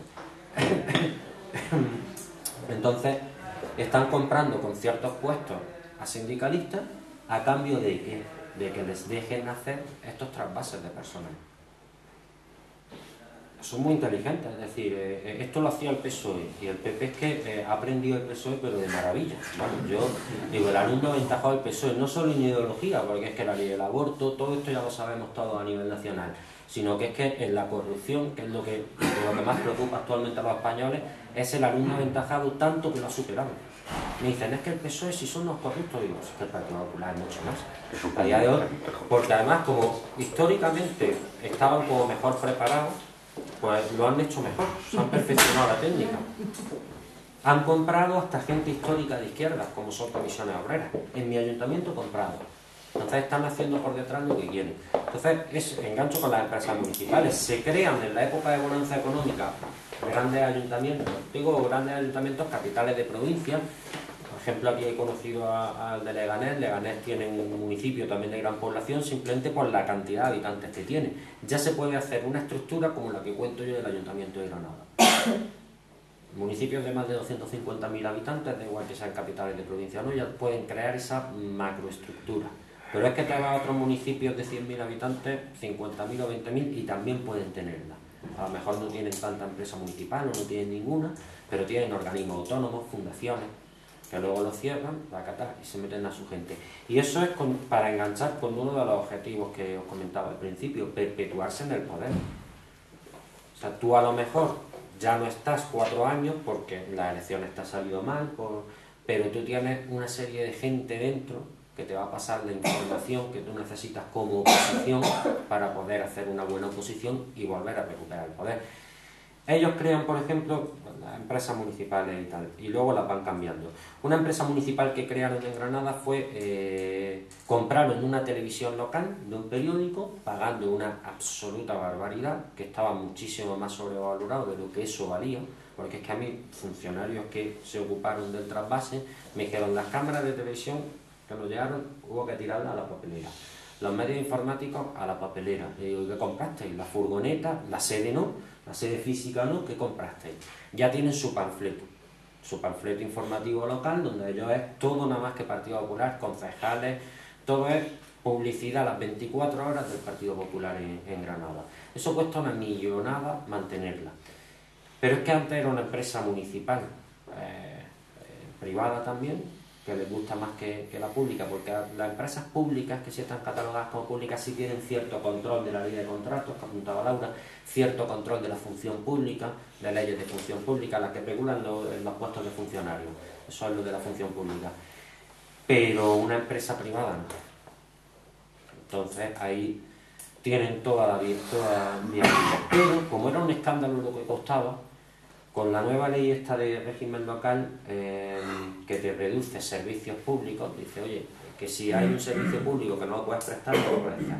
Pero casualmente establecen un mini listado de lo que son competencias propias de los ayuntamientos, y si no las puedes asumir por no cumplir los preceptos de la Ley de Estabilidad Presupuestaria y Sostenibilidad, aprobada por Rajoy, debes de dejar de prestar ese servicio, lo tiene que asumir la comunidad autónoma. En cambio, un artículo más para abajo, el 25-26 de la Ley 785 de base, te dice que somos libres, tenemos autonomía municipal para establecer lo que es servicio público. ¿Qué hace, por ejemplo, el Ayuntamiento de Granada? Esto, que era una empresa de radio y televisión de Granada, la convierte en servicio público. ¿Qué evita? Pero los funcionarios van a pasar a ser personal funcionario también en 2 o 3 meses. Lo están cerrando antes de las municipales porque creen que no sacan la mayoría absoluta. Entonces quieren dejar todo el personal en ese servicio público de radio y televisión funcionarios totalmente de su confianza, para seguir controlando, aunque ellos no estén en el poder, esa televisión pública de Granada que ve toda Granada encima. Y mira que es mala, pero la ven. Entonces, bueno, lo han conseguido. Ellos, pues esa ley, vuelvo al hilo, esa ley te permite que tú crees servicios públicos. Entonces, pues ahora voy a crear un servicio público, que vale, un servicio público, el clásico, transporte urbano de viajeros, la recogida de, no sé, de heces de los animales, la limpieza de calles, el abastecimiento de agua, el alcantarillado, los clásicos servicios públicos. Ahora, que esos están en peligro si no cumplen la ley de sostenibilidad financiera. En cambio, por detrás, pues usted puede crear los que quiera. Pues creo la televisión pública y lo llamo Servicio Público de Radio y Televisión de Granada. ¿Para qué? Si tenemos Canal Sur, que es más mala todavía, pero tenemos Canal Sur. Porque es que la misma ley te dice no puede haber duplicidad de competencias de servicios públicos entre una comunidad autónoma y un ayuntamiento. Pero bueno, pues está y además tiene 20 minutos al día de informativos específicos en cada provincia, Canal Sur. La del Quillo y es que es cierto. Y entonces, bueno, pues Quillo, que es siempre el PSOE. Pero es que el PP no denuncia eso, no dice cerrarla porque si gobernase haría lo mismo. El Quillo voten al PP ya sería institucionalizado en Canal Sur y pondrían a sus directores, todo. Entonces, si la ley misma te está permitiendo que tú crees un servicio público un traje hecho a tu medida, es que la corrupción ha empezado por la legislación. Entonces, eso también muchas veces dice, bueno, es que cuando se acusa al Partido Popular de grandes casos de corrupción, por ejemplo Alicante, la Sonia Terresta, lo de la Diputación de León, que es escandaloso, porque es que no solo fue la chica esta, sino el que le ha sucedido otro también, ¿no? Le han saltado 1000 casos. Ya vamos por el tercero de 3 años. Claro, y esperemos al cuarto. Sí, seguro, vamos. Sí, de hecho, han nombrado un cuarto ya para presentarse a la... Claro. O sea que sí. Que ayer que entra parece que hay una luz que dice roba, porque vamos, entra en la Diputación de León y es tremendo, vamos. Pero eso porque está saliendo a la luz. Yo estoy seguro que hay muchísimas más diputaciones, muchos más ayuntamientos que pasa esto. Y salió a la luz además por un tema de vendetta personal. Creo, si no sale, si no cuesta salir, porque la gente tiene miedo, muchos funcionarios que tienen miedo. Yo de hecho cuando hablo en público, hablo en una radio, datos específicos que yo conozca por razón de mi puesto de trabajo no digo. Porque si no sé que están todos los días visionando cualquier cosa que yo haga para recatar suspensión de empleo y sueldo, entonces tengo que andar con pies de plomo. Pero lo que yo como ciudadano puedo investigar, claro que lo denuncio, faltaría más. Sin miedo a ninguna represalia, es que tenemos que ir así. Entonces, perdonad que me pierdo siempre en anécdotas. Entonces, bueno, esa legislación la favorece Rajoy y la favorecen Soria Zapatero y Felipe González. ¿Qué buscan dando tanto poder a los municipios? Buscan también su propia permanencia al frente del partido. Si yo favorezco que mis alcaldes y mis varones territoriales estén contentos porque les estoy dando instrumentos para poder llenarse los bolsillos, luego llegan los congresos y me votan. 8 años y fuera de tu casa. Eso es una medida fundamental. 8 años y a tu casa, y se acabó. Es una medida fundamental. Y nada de no te presentes más. Que es muy válido, coño. ¿Y los que vienen detrás no son válidos? O sea, decir que los que no están metidos no son válidos. 8 años y a tu casa, y se acabó. Tenemos que vender eso, la regeneración es que ese es el verdadero problema. Claro. Entonces tienen que perpetuarse en el cargo. Claro. Él y toda su gente que tiene al lado. Claro. Y los demás a pagar. Y no saben lo que es ir a llamar a una puerta a las 7 de la mañana y decir, yo por suerte no, pero bueno, entiendo a esa gente. Oiga, usted me compra un segurito, a ver si usted me van a dar un seguro, por favor. Y quitándote el dinero del bolsillo, porque lo que están haciendo es quitándote el dinero del bolsillo para mantener una infraestructura que es inviable. Inviable. Y ese es el gran problema, igual que los sindicatos. exactamente igual. Y el PSOE y el PP, verás cómo no, que ahí no se ponen de acuerdo para decir yo Chenito, no, las narices. Las narices. Claro también Y Esperanza Aguirre, 3/4 de lo mismo. Sabía perfectamente Esperanza lo de las públicas, sabe perfectamente la corrupción de los ayuntamientos del sur, de todos los alcaldes que hay del PP, porque se la han dicho en la cara. Y tengo pruebas de gente que se lo ha dicho en la cara. A Génova incluso me mirad para otro lado. Y llamaba para concertar citas y me he tirado 2 meses llamando todos los miércoles para concertar citas y me han corrido con papeles, ¿eh? Más saben lo que había allí en Griñón, saben lo que este señor que gobierna allí ha estado haciendo y lo sigue haciendo. Fuera del ayuntamiento lo sigue haciendo lo mismo. Está engañando a más de 20 pueblos de la comunidad del sureste de Madrid. Les está cobrando por unas auditorías energéticas que las compañías eléctricas hacen gratuitamente. Las está cobrando él. Y esa es la corrupción más gorda que conocemos. Luego hay corrupción. Tengo papeles, ¿eh? Luego hay una serie de corrupción que es hasta ridícula, porque es ya lamentable. Se habla de la poca dignidad muchas veces de los dirigentes que tenemos, que en ayuntamientos pequeños se da mucho y son simples regalos. O sea, yo conozco el caso de que se vende una empresa municipal, se casa el concejal que hace esa venta, van a la boda los que le han comprado la empresa y se les pide de regalo un Rolex de oro.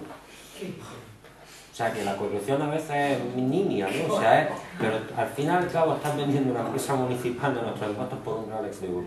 Y conozco el caso, y tengo mis fotos y tengo mis documentos. Entonces en su día saldrá evidentemente a la luz porque es vergonzoso. Ya no es que sea cambio de pisos de miles de millones, como son estas tramas de las que se están dando aquí en estos ayuntamientos, que es tremendo, sino es que la corrupción puede llegar a cualquier cosa. O sea, un Rolex de oro, simple. O sea, y de eso muchísimo, claro, eso no sale a la luz muchas veces. Más cuesta demostrarlo, cuesta muchísimo demostrarlo. Entonces sí. Señora, yo vivo en el ayuntamiento que más deuda tiene en España y el que más debemos por habitante. Y están utilizando un medio de transporte como es el tranvía para tapar una serie de historias, ¿vale? Y todo el mundo se centra en lo mismo, ¿vale? Y es que lo que no llegamos, lo que decías tú antes, que yo estoy contigo, a crear la necesidad para crear otra cosa. O sea, nadie se da cuenta cuando se crea una necesidad, por ejemplo, se crea Parla Este. Parla Este, no sé si conocéis Parla, pero bueno, Parla Este es un barrio que se hizo al lado de un polígono industrial, cuya planificación estaba prevista para 15 años, no se ve quién eran esos terrenos se recalifican y se crea Parla Este en 4 años. O sea, lo que estaba previsto en 15 años se crea en 4, con lo cual se genera un volumen de población muy grande.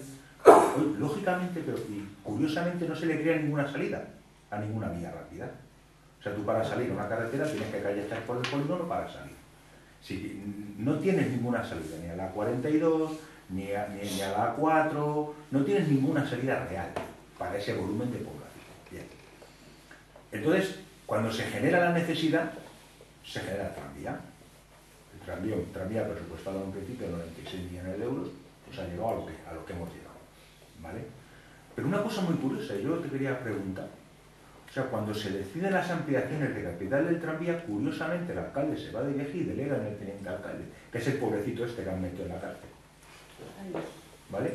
Este es el que firmaba y el que se ha comido el marrón, ¿vale? Aparte de Apúnica, eso es aparte, ¿no? Pero Apúnica yo creo que se va a repartir entre todos, porque ¿para qué van a andar con tonterías? O sea, si somos todos de la misma historia, que ni el del PSOE ni del PP, sí que nos dedicamos todos a lo mismo y somos compañeros, ¿vale? Entonces, claro, ahí está el problema. Están generando, pues yo conozco perfectamente, o sea, se plantea hacer solamente un circular, pero hombre, ¿cómo va a ser eso? Hacemos dos, uno para un lado y otro para otro. Eso lo hace el señor Tomás, ¿vale? El PP se coge y dice, no, es que nosotros vamos a actuar. Es mentira. Es mentira. El primero que actúa es la Audiencia Provincial de Madrid de Izquierda Unida. Izquierda Unida pone una querella contra el Ayuntamiento por el tema de las cuentas, a la cual Izquierda Unida, como participa en el gobierno municipal, se va reculando y la coge el PP, pero no hace Izquierda Unida. Y nadie investiga la recalificación de terrenos, nadie investiga nada. Lo único que estamos centrándonos es en el tranvía, porque es lo más llamativo. Y eso lo que decías tú del funcionario de carrera, Mira, yo siempre digo que cuando hablamos de politización de la justicia, no hablamos de los jueces de Plaza Castilla. ¿Por qué? Porque son de carrera, tienen independencia, inamovilidad, tienen una serie de características que caracterizan la función judicial. No hablamos de los que nombra el Congreso, los 4 que nombra el Consejo de la República. ¿Qué pasaba con los funcionarios de carrera? ¿Por qué han apartado a los funcionarios de carrera? Porque hay sentencias en Andalucía que no han cumplido porque no les ha interesado en cuanto a los funcionarios que han metido al dedo. ¿Por qué? Porque el funcionario de carrera tenía unas características, porque por mucho que la gente le dé vueltas, era en beneficio suyo. O sea, a mí nadie me puede mover, nadie me puede decir nada, y voy a actuar en conciencia. Porque es lo que decías tú antes, yo no voy a firmar un informe que considere que no debo firmar. Y no solo eso, es que aunque no tengas conciencia, claro, por 5.000 euros, claro, no te arriesgas un sueldo de toda la vida. Efectivamente, es que te cuesta porque no somos todos santos, o sea, unos podemos tener conciencia, pero también te digo, conozco compañeros que no la tendrán. Porque es lo que te digo. Pero no se van a arriesgar a perder un puesto de trabajo vitalicio por una comisión. O sea, yo te puedo decir que hablabas tú de 60.000 euros. ¿Sabes cuánto cobra el conserje de la Plaza de Toros de Parla? Ni idea. ¿Al año? Ni idea, pero 40.000. El conserje. Cobra más que yo, que soy técnico. ¿Y sabes por qué nos enteramos? Pues fíjate si son tontos. Porque el señor alcalde, fíjate si es tonto, que en contra de comisiones obreras de Izquierda Unida hace un ERE y tiene que presentar todos los papeles. Y esos papeles se filtran, que es que yo solo quiero un bar. Porque estaban reunidos allí. Y ya no te digo el sueldo de la secretaria del alcalde, ¿eh? Ya. Pasa el 100, ¿eh? ¿Cómo? ¿Una secretaria? La secretaria del alcalde. Es que os habéis equivocado de carrera. Me estáis dejando... No, está en el ERE, o sea que... Yo que venía tan contento, me voy a casa, me da una depresión tremenda. Está en el ERE, o sea una redada y... Yo antes de mi yo me hacía gracia con el tema de los ayuntamientos. Yo estaba trabajando en la empresa privada cuando me empezaba a preparar la... Mira, esta es una cosa. Hice el camino. Cuando hablamos de política municipal, allí sale el alcalde más votado de España, Tomás Gómez. Es que el 50% de España trabajaba para el ayuntamiento, a través del ayuntamiento o por empresas contratadas. El 50% de España trabajaba para el ayuntamiento. Que tú has sacado y que quería dar unas breves pinceladas, porque la corrupción urbanística es muy compleja, pero quería tocarla un poco de pasada. Habla de la recalificación de los terrenos. En España es de los pocos países, en Europa pasa nada más, esto pasa en los países del sur, sobre todo somos los más corruptos. O sea, que es así, Grecia, Italia, España, nos llevamos la palma, los que más gastamos lo tenemos todo, hijo. La recalificación de los terrenos, de que pasen de ser no urbanizables a urbanizables, en el resto de Europa, como yo digo, civilizada, menos corrupta, no genera plusvalía. El terreno sigue valiendo lo mismo. En España no. Entonces se hacen convenios urbanísticos, se les dan muchas potestades a los ayuntamientos. Bueno, esto en el 97 hubo una famosísima sentencia del Tribunal Constitucional que transfiere ya las competencias de urbanismo a las comunidades autónomas. Y hasta a su vez en los municipios empezaron a delegar muchísimo. Los planes generales de ordenación urbana son muy ambiguos, a su hecho tienen muchísima autonomía al municipio para establecer sus planes generales, que son a largo plazo, los dejan ambiguos y no muy al detalle para luego poder hacer uso de todos los instrumentos urbanísticos, que son los estudios de detalle, los planes parciales, todas las recalificaciones, y es legal. Y te hacen un convenio urbanístico con un promotor, donde a cambio o de dinero, que es legal, normalmente viene aparejado de dinero y de cesión de espacios públicos para el parquecito y tal, y entonces somos muy sostenibles, muy verdes y muy ecológicos. A cambio de una importante, sobre todo, suma de dinero, ya te recalifican el terreno y tú ya construyes.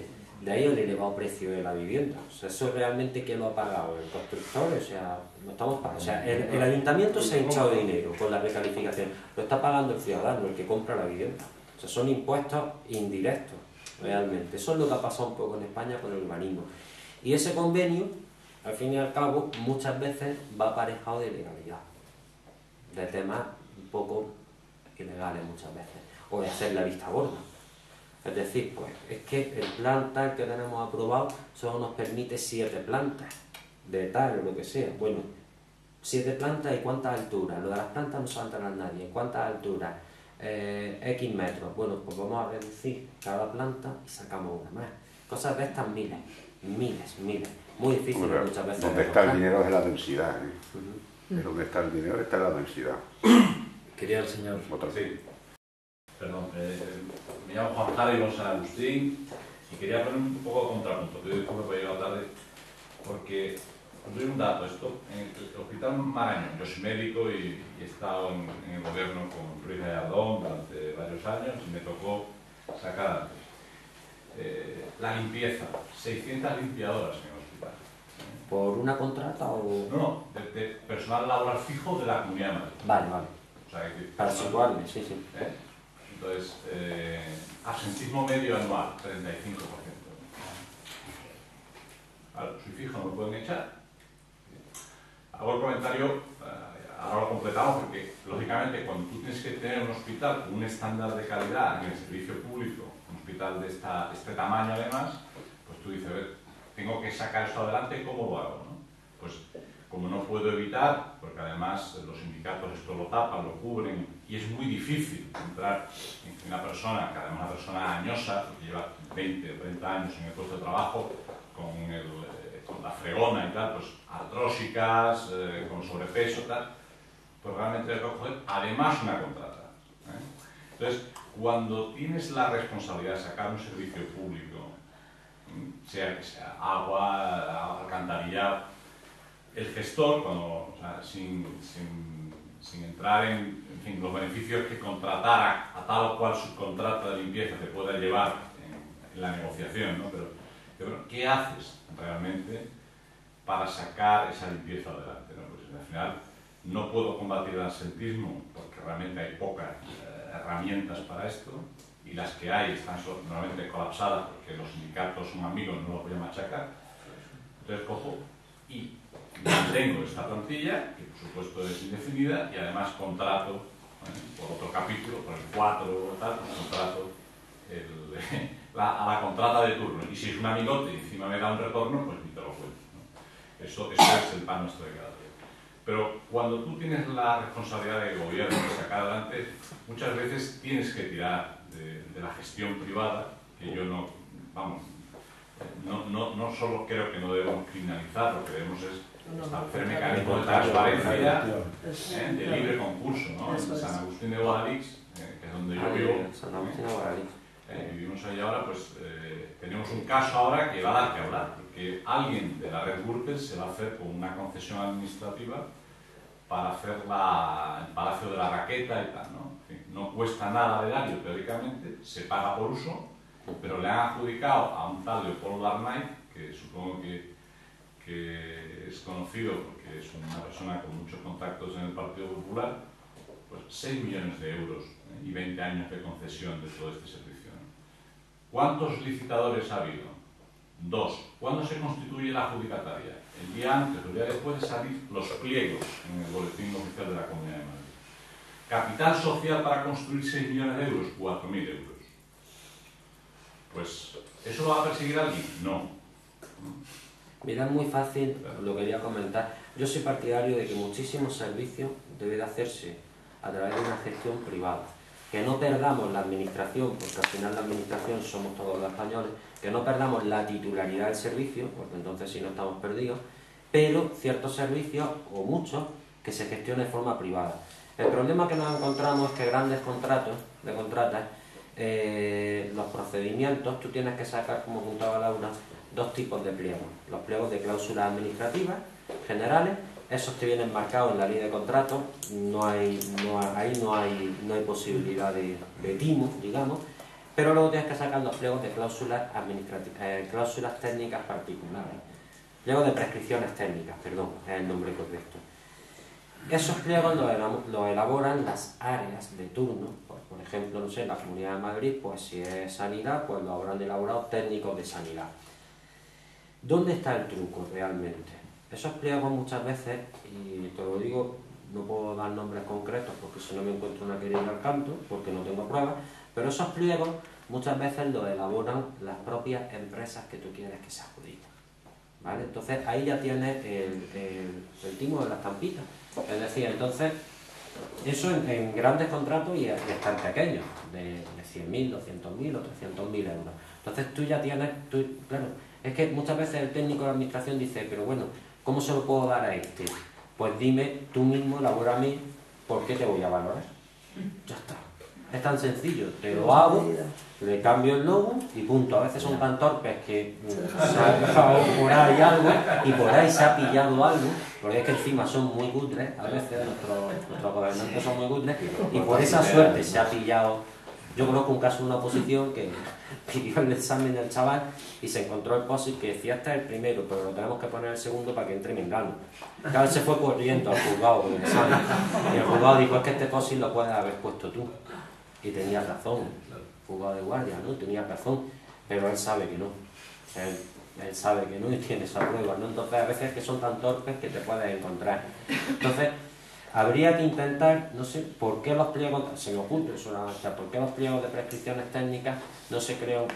Lo que pasa es que, claro, estamos en crear otra vez otro organismo estatal, que luego al final lo colocarán los políticos, estamos en lo mismo. Pues no sé, algo como un consejo regulador más imparcial, porque es que no se puede dar muchas veces tanta autonomía. Estamos hablando de política municipal, tanta autonomía a ayuntamientos de 600 habitantes, que es de chiste. O sea, con un ayuntamiento de 600 habitantes. Conozco San Agustín de Guadalix porque mi hermana vivió allí, ahora está en Londres, vivió allí varios años y he ido mucho a San Agustín de Guadalix. He estado en el polideportivo, en la piscina municipal y todo. Entonces, me estás planteando esto y yo digo, ¿y qué necesidades tienen de construir eso? Yo conozco juego mucho al tenis, conozco esas pistas de tenis, no las que van a hacer ahora, las que hay. Hay muchos clubes deportivos allí. Entonces, son cosas que a mí no me entran. Creas, como apuntaban por aquí, crean la necesidad, por ejemplo con lo de Parla, crean la necesidad y a través ya del dinero público adjudicas y esa adjudicación a ti te está reportando un beneficio. Puede ser un Rolex, como apuntaba antes, un simple Rolex de oro, o puede ser algo más gordo, como casos que se están destapando. Pero que la corrupción, tenerlo claro, está en todos lados. Sea un simple móvil, iPhone, en todos lados. Sí. No, yo quería también poner un contrapunto, como de San Agustín. Insistir además, esto empezó Laura con lo de los ayuntamientos pequeños y demás. Yo me llamo Santiago, estoy afiliado desde casi un año, desde que casi nació vos, y ahora vivo circunstancialmente aquí en San Sebastián de los Reyes. Y aunque casi ni nos conocemos, estamos por WhatsApp y demás, pero apenas nos relacionamos, ¿no? Yo soy de un pueblo muy pequeño, de 100 habitantes, de allá de la provincia de Zamora. Ya pienso volver cuando me jubile, soy funcionario también de prisiones, como Ortega Lara. Y la conclusión que yo saco ahí, la corrupción no está en que haya 8.100 ayuntamientos en España. Yo antes estaba en UPyD, estuve también militando en UPyD hace ya casi 2 años. Lo dejé, bueno, una cosa que no viene al caso, a Rosa Díez le dije exactamente que no, que me molestaba, que también tenía una reforma como la de suprimir, como que con eso se arreglara la corrupción, suprimir un ayuntamiento. Y el problema que tenemos en Castilla y León es la despoblación, justamente. ¿Por qué no vamos a dar fuerza a esas pequeñas unidades? Si ahí no hay salarios. Suprimir el ayuntamiento no quiere decir acabar con el municipio. Es que aquí no hay que Pero entender que los ayuntamientos son gestoras, no es la identidad del pueblo. Tú no pierdes la identidad del pueblo por ser Si una yo en mi gestora, pueblo como diga. pequeño no tengo un sitio físico donde ir y la persona que me gobierna, aunque solo sea para la licencia de obra, tengo que ir a desplazarme a 15 kilómetros. No, o a 20. evidentemente tenéis que, en cualquier núcleo poblacional tiene que haber una oficina. Pero que una tenga cosa es su una mano, oficina, que es un necesidad ayuntamiento con de una concejales. estructura Sí, de ya lo una- tenemos, y cuando son servicios que requieren de recogida de basuras, pues se pertenece a una mancomunidad y se soluciona el tema. Absolutamente, pero sí, además lo he dicho al principio, que Claro. yo he ido a sitios pequeños donde se funciona de maravilla, gente que no está cobrando, pero no hace falta que haya una estructura en un ayuntamiento. Pues yo lo que quiero es insistir, y eso no quiero poner en contrapunto, que Vox es un partido minúsculo, espero que alguna vez lo deje de ser, es que lo que nos habéis comentado ya es obvio. Es decir, todo el mundo lo reconoce. Yo ayer, no sé si lo visteis, el sketch ese de José Mota, donde hacía una parodia de Sálvame y le acusaban a un concejal de honrado, que eres un generoso, no sé qué, o sea, haciendo una parodia justo de lo que perdí. Está tan asumido de que todo está corrompido, que hay que, para la gente, pues por eso surge lo de Podemos y todo eso. De lo que se trata, mira, es por lo que organizaba un poco Nacho la conferencia, o sea, todos los partidos nuevos van a salir a la calle a decir, es que son unos corruptos y tal. Y el ciudadano de a pie va a pensar, bueno, ¿y vosotros por qué me tengo que creer que no lo vais a hacer? O sea, si tú cuentas los motivos por lo que hay corrupción y los conoces, que es lo que hemos intentado un poco hoy, ya ganas más credibilidad. Por lo menos yo lo pienso así. Yo convenzo a mucha gente cuando me dicen, pero ¿tú cómo vas a acabar con la corrupción si claro, en el ayuntamiento se gobierna? Digo, porque conozco dónde está, es esto, hacen así, hacen asado y hacen así. Y se puede evitar. Entonces, si lo evitamos así, como conozco el origen, si conoces la solución. Eso es lo que nos tiene que hacer diferentes, porque Podemos sí que va a acabar con la corrupción. ¿De qué? ¿De qué? Si son igual de corruptos, es la casta universitaria. Ciudadanos, en Andalucía menos ciudadanos son todos exdirigentes socialistas de la época plena de corrupción del felipismo. Digo, pero ¿cómo se pueden tener la cara de presentar en Granada diciendo que son la regeneración de Granada? Si su candidato ha sido 12 años senador del PSOE, el Senado que no sirve para nada, ¿qué me contarás? Entonces, y lo que dice de los municipios, mira, yo, por ejemplo, la Alpujarra Granadina, allí no vayas a decir que el pueblo de Larones o el de Lanjarón tienen que unirse cuando están separados por una montaña, son 2 kilómetros a lo mejor. Unirse no, y su bandera que la tengan, pero es que confundimos lo que es la gestión administrativa de servicio hacia un ciudadano, como puede ser un certificado de padrón, un ambulatorio médico, cualquier cosa, con que tenga que haber un ayuntamiento. Con el sentimiento del pueblo, no, el municipio existe. Otra cosa es que tenga su ayuntamiento. Puede haber un ayuntamiento supermunicipal que gestione los intereses de 7 u 8, pero uno, no 8. Y con oficinas desconcentradas en cada municipio. No vas tú a tener que irte 3 kilómetros para un certificado de padrón, para comprobarte en el censo o para cualquier historia, ni mucho menos tu oficina, pero una oficina de ventanilla, no una macroestructura, que a lo mejor no esos ayuntamientos no está en la estructura como la que estamos contando, evidentemente no lo es, pero ya es un edificio, ya es una luz, un agua, un tal, ya son 5 o 6, ya el funcionario de turno hace de todo, ya mínimo es un secretario con un mínimo de sueldo que viene establecido por ley, ya son unos concejales que muchos es verdad que no cobran, pero otros sí, porque es potestad de ellos ponerse el sueldo en cualquier municipio de España, según el dinero que tenga ese ayuntamiento. También se reciben subvenciones públicas todos los ayuntamientos para determinadas cosas, o simplemente por población. Entonces, se puede, yo siempre me dicen, por ejemplo, las autonomías, por los trapolescos, lo traspaso a estos ayuntamientos. Es que, joder, ¿cómo vas a quitar la Junta de Andalucía?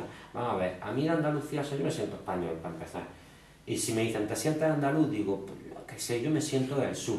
A mí me gusta mi cervecita, me gusta mi playa, me gusta mi tapita en Granada, me gusta el flamenco, aunque no lo sé bailar, pero me gusta verlo. Para eso necesito una Junta de Andalucía que se gasta el 82% de su presupuesto en mantener la propia estructura de la Junta. Nos hemos vuelto chalados, que no nos confundan. Es que, pues lo mismo con los municipios, no me gusta, si usted puede tener su bandera y puede tener su historia y su nombre, y ustedes se llaman municipio de Lanjarón, con su agua, que es conocida en toda España, ustedes no van a tener un ayuntamiento que les gestione, se van a gestionar en común con otras entidades, punto. Porque no hay pan para tanto, o sea, es que no, donde tenemos que gastar el dinero es realmente en generar empleo, es lo que propone Vox. Si estamos pidiendo bajar impuestos, tendremos que recortar de algún lado, de lo prescindible. Es que si no, para mantener esta estructura tenemos que tener los impuestos que tenemos a día de hoy. Pero yo ahí, perdón, mi pueblo, que es muy pequeño, no donde yo vivo, donde he nacido, sí. Ese argumento de que habría que generar empleo, como dice Vox, entonces, ¿cómo lo vas a generar si cierras el ayuntamiento? Han metido ya en una población de 1000 habitantes 16 empleados. Y dice, no, porque entonces, ¿qué hacemos? O sea, en vez de generar... Pero esos empleados los estás pagando tú con tus impuestos, al echarlos son más dinero y los habitantes del municipio pagan. Para generar empleo, la objeción que te hacen qué mejor empleo que meter a todos estos. El empleo público no es empleo, es una cosa de todos los contribuyentes. Bueno, yo no sé, pero digo, la gente que está del pueblo, que le están enchufando, no vemos que pero seguro que habrá gente del pueblo que querría abrir una empresa y no puede por los años. Esa persona le podría Estaba primero el chico, luego tú. A mí lo que me preocupa es que cuando ayer veía y veía que había 1000 tíos moviendo la banderita, ahí cuando hablábamos en Nocilla, que no saben encadenar 3 palabras seguidas, o luego ves en las encuestas que Susana Díaz sigue en primera posición cuando Briñán le pidió que viera ciertas películas y leyera algún libro, cuando le cedió el testigo porque era incapaz también, lo mismo, de encadenar 3 palabras seguidas. Cuando veo que esa gente continúa con la intención de voto que continúas, porque hay tanta gente que viene enchufada al presupuesto público, es que esa gente no la vamos a convencer. Es que a esa gente la vamos a convencer. A mí, un poco lo que me relaja es que si ahora digamos que el PP pierde mayoría, si el PSOE pierde la mayoría absoluta y tal, habrá mucha gente que tendrá que dejar de vivir del presupuesto, entonces cogerá y dirá, pues bueno, pues ahora que hay el presupuesto, pues a lo mejor mira otra cosa, pero mientras no pierdan de verdad un número importante de votos, va a haber, tienen un votante comprado, porque es que cuando tú ves Andalucía, el votante está en toda España, tú ves, hay 5 cifras de Andalucía que el otro día, además me acuerdo que escribí un artículo que compartí algunos. Andalucía es la región de Europa con más paro. 19 de los 20 municipios con más de 10.000 habitantes en España con más paro está en Andalucía. Tiene la tasa de abandono escolar más alta de España. El 82% de su presupuesto se gasta en lo que se gasta. Y una batería más de estadísticas que es que no quiero ni explicar. Claro, si después de ver esto ves que todavía hay gente que lo está votando, que todavía hay gente como la banderita, que todavía hay gente que lo defiende, como en la televisión, dices... No, pero van a votar o aquí hay gente que está loca, que va a colocar, o en España tenemos que llevar a la mitad de Andalucía te doy mi opinión particular, a un psicólogo, donde deberíamos centrar o viven enchufados al presupuesto. La mayor parte de españoles son autónomos. Es lo que más genera empleo, no solo en España, el 80% así, en toda Europa. Entonces, y es el que más, perdóname la expresión, puteado está por las normas fiscales de los sucesivos gobiernos, tanto del PSOE como del PP. Y a eso sí los puedes convencer. Y eso hoy día te dicen mucho, porque a mí me lo han dicho asesores fiscales, que trato con ellos en el ayuntamiento, pero yo trabajo en tributos. Y te lo dicen, es que Pablo, no los quiero votar, pero ahora mismo tienen preso mi voto por el miedo a Podemos. Entonces tenemos que convencer a ese gran sector que es el autónomo, que es el que sí te va a entender y te va a dar la razón, ya te la da, porque evidentemente al de la paguita, ¿cómo les va a dejar de votar? ¿Para perder su paguita y ponerse a trabajar? Imposible. Entonces esa gente a día de hoy no te va a... No, tienes toda la razón. Pero el autónomo sí. El miedo es el que tenemos que combatir. No podemos. Ese hay que inventarse una estrategia. A mí cada día se me ocurre una, hablo con uno, en charlas explico estrategias, pero cada día me van surgiendo nuevas estrategias porque es que ellos también controlan. Ellos su única misión es el miedo a Podemos, no tienen otra cosa que ofrecer. Ni gestión, ni valores, ni principios, pero oye, les está funcionando. Diego.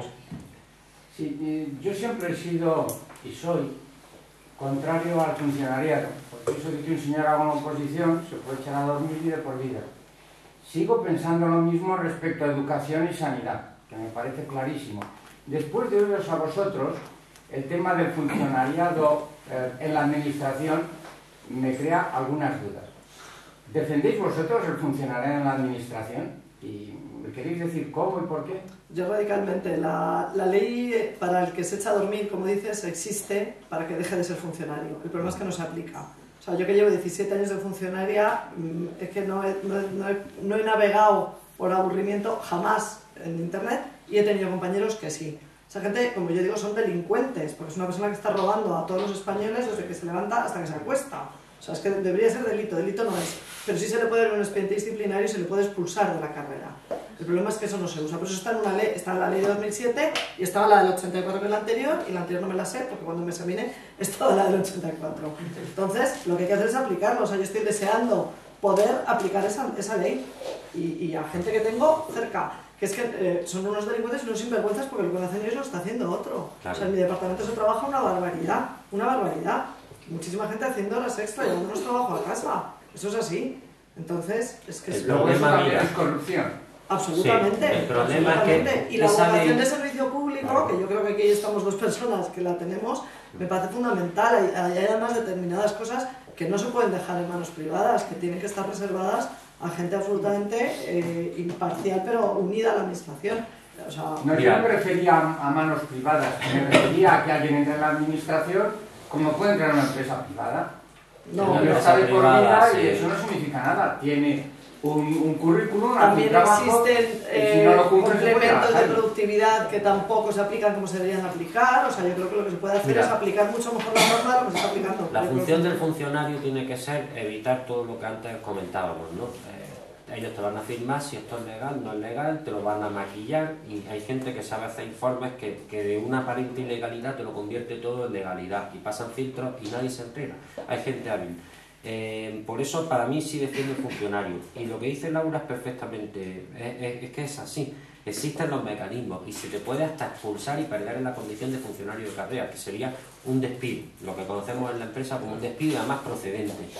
El tema es que, por ejemplo, en los ayuntamientos la jefatura de personal la tiene un político y no quiere escándalo, y sabe de casos muchísimos y no mete la mano. Antiguamente el jefe de personal era el secretario del ayuntamiento, que es lo que os contaba al principio, que se lo han ido apartando, quitándole funciones. Ese es el problema a día de hoy.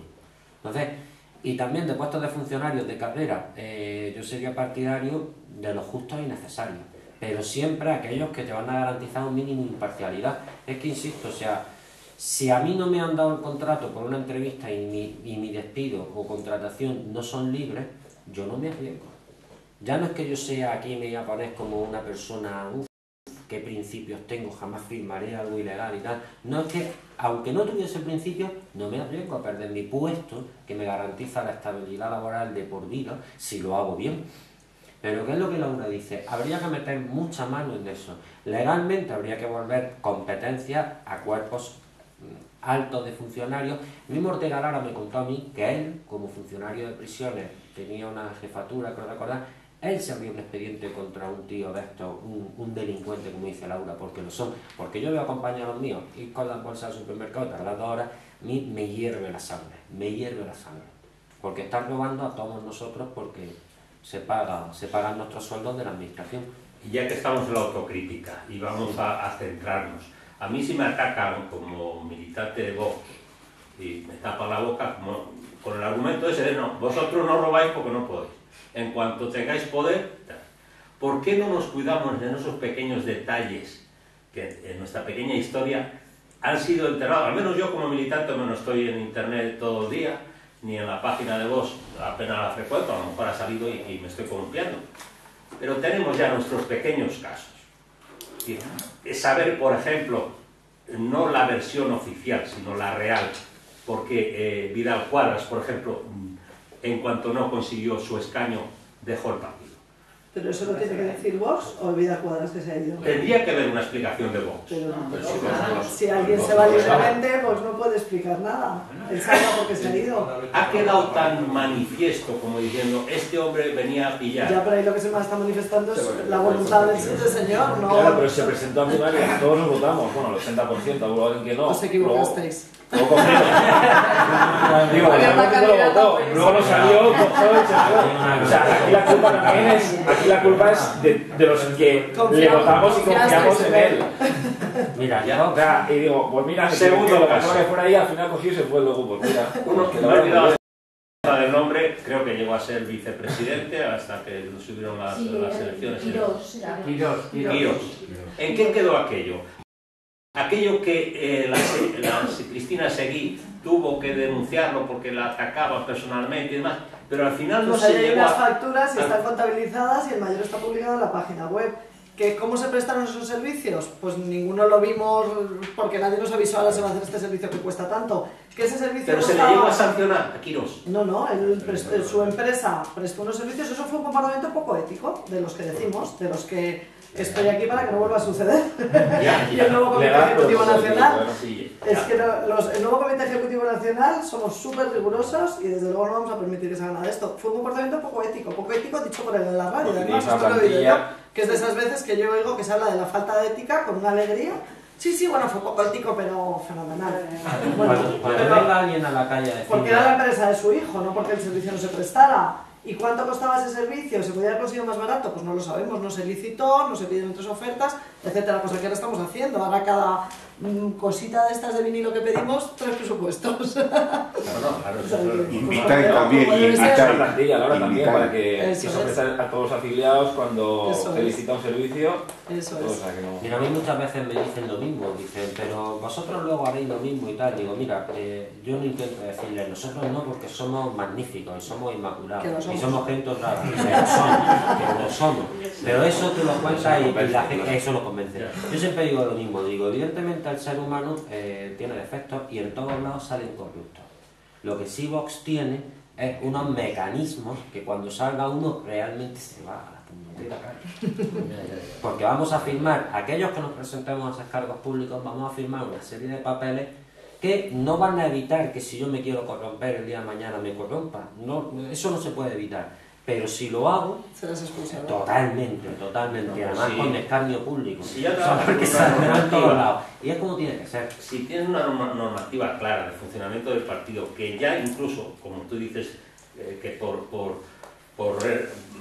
casi por, no digo por conveniencia, sino porque es una regla de 3, te impide ni siquiera imaginarte que puedes sisar de cualquier cosa o conseguir un cargo, tal, pues eso ya es mucho avanzado.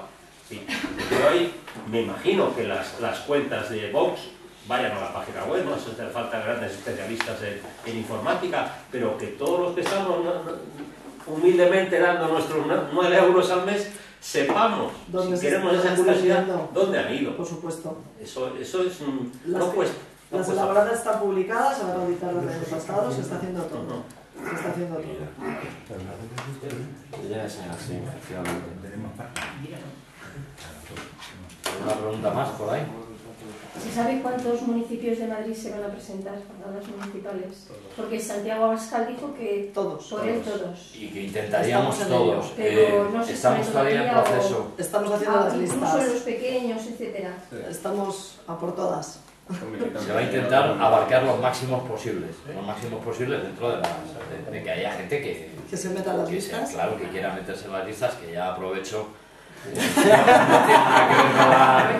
Pero necesitamos a todos los afiliados de Vox España que se ofrezcan a ir en listas a reír. Menos de los suplentes. A ir en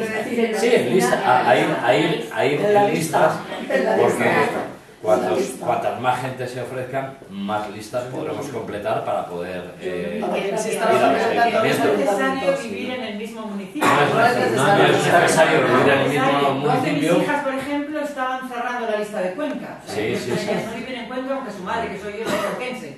Pero en cualquier caso... Así que por favor, el que pueda... El que lleguemos a más o menos depende de nosotros mismos, de como los se pueden ser afiliados. independientes también, pues ya estamos tardando todo en primos, familiares... Claro, hay personas que quieran venir con nosotros. Obviamente sí se requiere una cosa. Sí se requiere una cosa. Gente que obviamente esté de acuerdo con las ideas de Vox, obviamente. Pero no hace falta que sean afiliados. Simplemente que estén de acuerdo, claro, van a ir en una lista que representa unas ideas, unos valores. Sí. Lo que define Vox a nivel municipal está en alguna parte como, o sea, aparte que cada pueblo luego haga su... A ver, ¿te puedo contestar? Sí. Yo soy Natalia Aguilar, y soy Vox y soy comité ejecutivo. Hay un marco municipal global que estamos terminando de rematar y que Dios mediante mañana lunes en el Comité Ejecutivo Nacional, que pertenece también a esta señora rubia estupenda, pues lo vamos a terminar de rematar. Es decir, va a ser como un paraguas para todas las listas de España. Ni que decir tiene que habrá municipios mucho más pequeños que tienen algo muchísimo más concreto que por ejemplo, León, Granada, o Cuenca o Sevilla. Pero en el marco municipal hay 100 medidas Vox, van a servir igual para un municipio pequeño que para un municipio grande. Mañana se ratifica en el CEN y en el momento que esté firmado, rubricado, se publica no solamente en la página web, sino que se lanzará a todos los presidentes provinciales de España y lógicamente todas las candidaturas que se estén presentando y que ya estén digamos, con nombre y apellidos, tendrán ese marco legal o ese marco, digamos, ese paraguas de Vox para las elecciones municipales. 100 medidas. Otra pregunta. Cuando he visto los temas de, bueno, las áreas que habéis... Del Consejo Político. En el Consejo Político me han faltado... Estamos hablando de cosas distintas, ¿no? Sí, bien. Ya está, tenemos Vale, otra pregunta. vale, En el perfecto, Consejo Político, perfecto. las áreas que tenéis, Sí. me han faltado dos, pero no sé si es que están metidas en la... A saber. ¿Energía? ¿Están en asuntos económicos? Ah, vale. Es ¿Y una medio suba ambiente? También, exactamente igual. Esta también es Asuntos económicos es un paraguas tremendamente grande, quizá el más amplio de todos. Tiene como 7. Muchos subgrupos. Sí, tiene como 7 subáreas. Pero sí, energía y medio ambiente están en asuntos económicos, reflejados y estudiados. Sí. Y cogiendo el testigo, ¿cuándo se presentan, Mazali? ¿Perdón? ¿Cuándo se presentan las ponencias públicamente? A ver, el proceso ha sido el siguiente. Saber que ha habido más de casi 400 personas que han estado en equipos de trabajo con los responsables de las áreas haciendo esas ponencias se lanzaron a todos los afiliados en una carta. Al final de la carta había un clic para poderlas abrir. Ha habido hasta el 18 de febrero de plazo para que todos los afiliados pudieran leer esas ponencias y enviaran a cada responsable o al Consejo Político sus críticas, sus anejos, sus reducciones, es decir, y eso mismo ahora hay 4 personas que están revisando una a una de las ponencias para que con esas nuevas ampliaciones o reducciones a petición de los afiliados no haya nada que colisione, ni una ponencia con otra, ni con el manifiesto fundacional del partido. Y a partir de ya, yo creo que en una semana, quizá un poco más, 10 días, estarán definitivas y serán las ponencias de los afiliados. Porque han sido... y en esta segunda revisión ha habido casi 250 personas más que han intervenido en esas ampliaciones, reducciones y en esas aportaciones. Con lo cual, prácticamente, habrá algunas que sean repetidas, pero yo diría que casi 500 personas han estado implicadas de una manera u otra en la redacción de esas ponencias que son, insisto, las ponencias de los afiliados. ¿Qué partido mete a 500 personas dando su opinión al respecto? Ninguno, solo el nuestro. Es que lo he intentado hacer y no he conseguido llegar... Porque ya pasó el plazo. A ver, hasta el 18 de febrero, al 18 de febrero ha sido esa segunda, digamos, tanda de... Exacto. Pero habéis tenido un montón de meses para poder formar parte de esos grupos de trabajo. O sea, y ya a partir de ahora las que salgan serán, a ver, no te diría yo que cuáles definitivas, pero realmente van a ser las ponencias que van a salir como trabajo, insisto, de los afiliados, 500 personas trabajando, no está poco. Sí. Perdonad, te agradecemos la intervención, te agradecemos la intervención. Como dice Pablo, me voy a la... por inercia. Ahí vienes arriba, Mazali. ¿Alguna pregunta más o damos por concluida la charla? ¿Os parece que, como es habitual en Vox, terminemos con el himno nacional? Bueno, voy a ver si funciona, porque... Pongámoslo de pie. Gracias,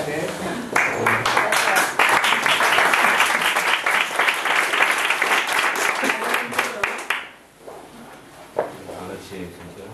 Esperar que estas cosas ya... Si no la he hecho, lo cantas tú.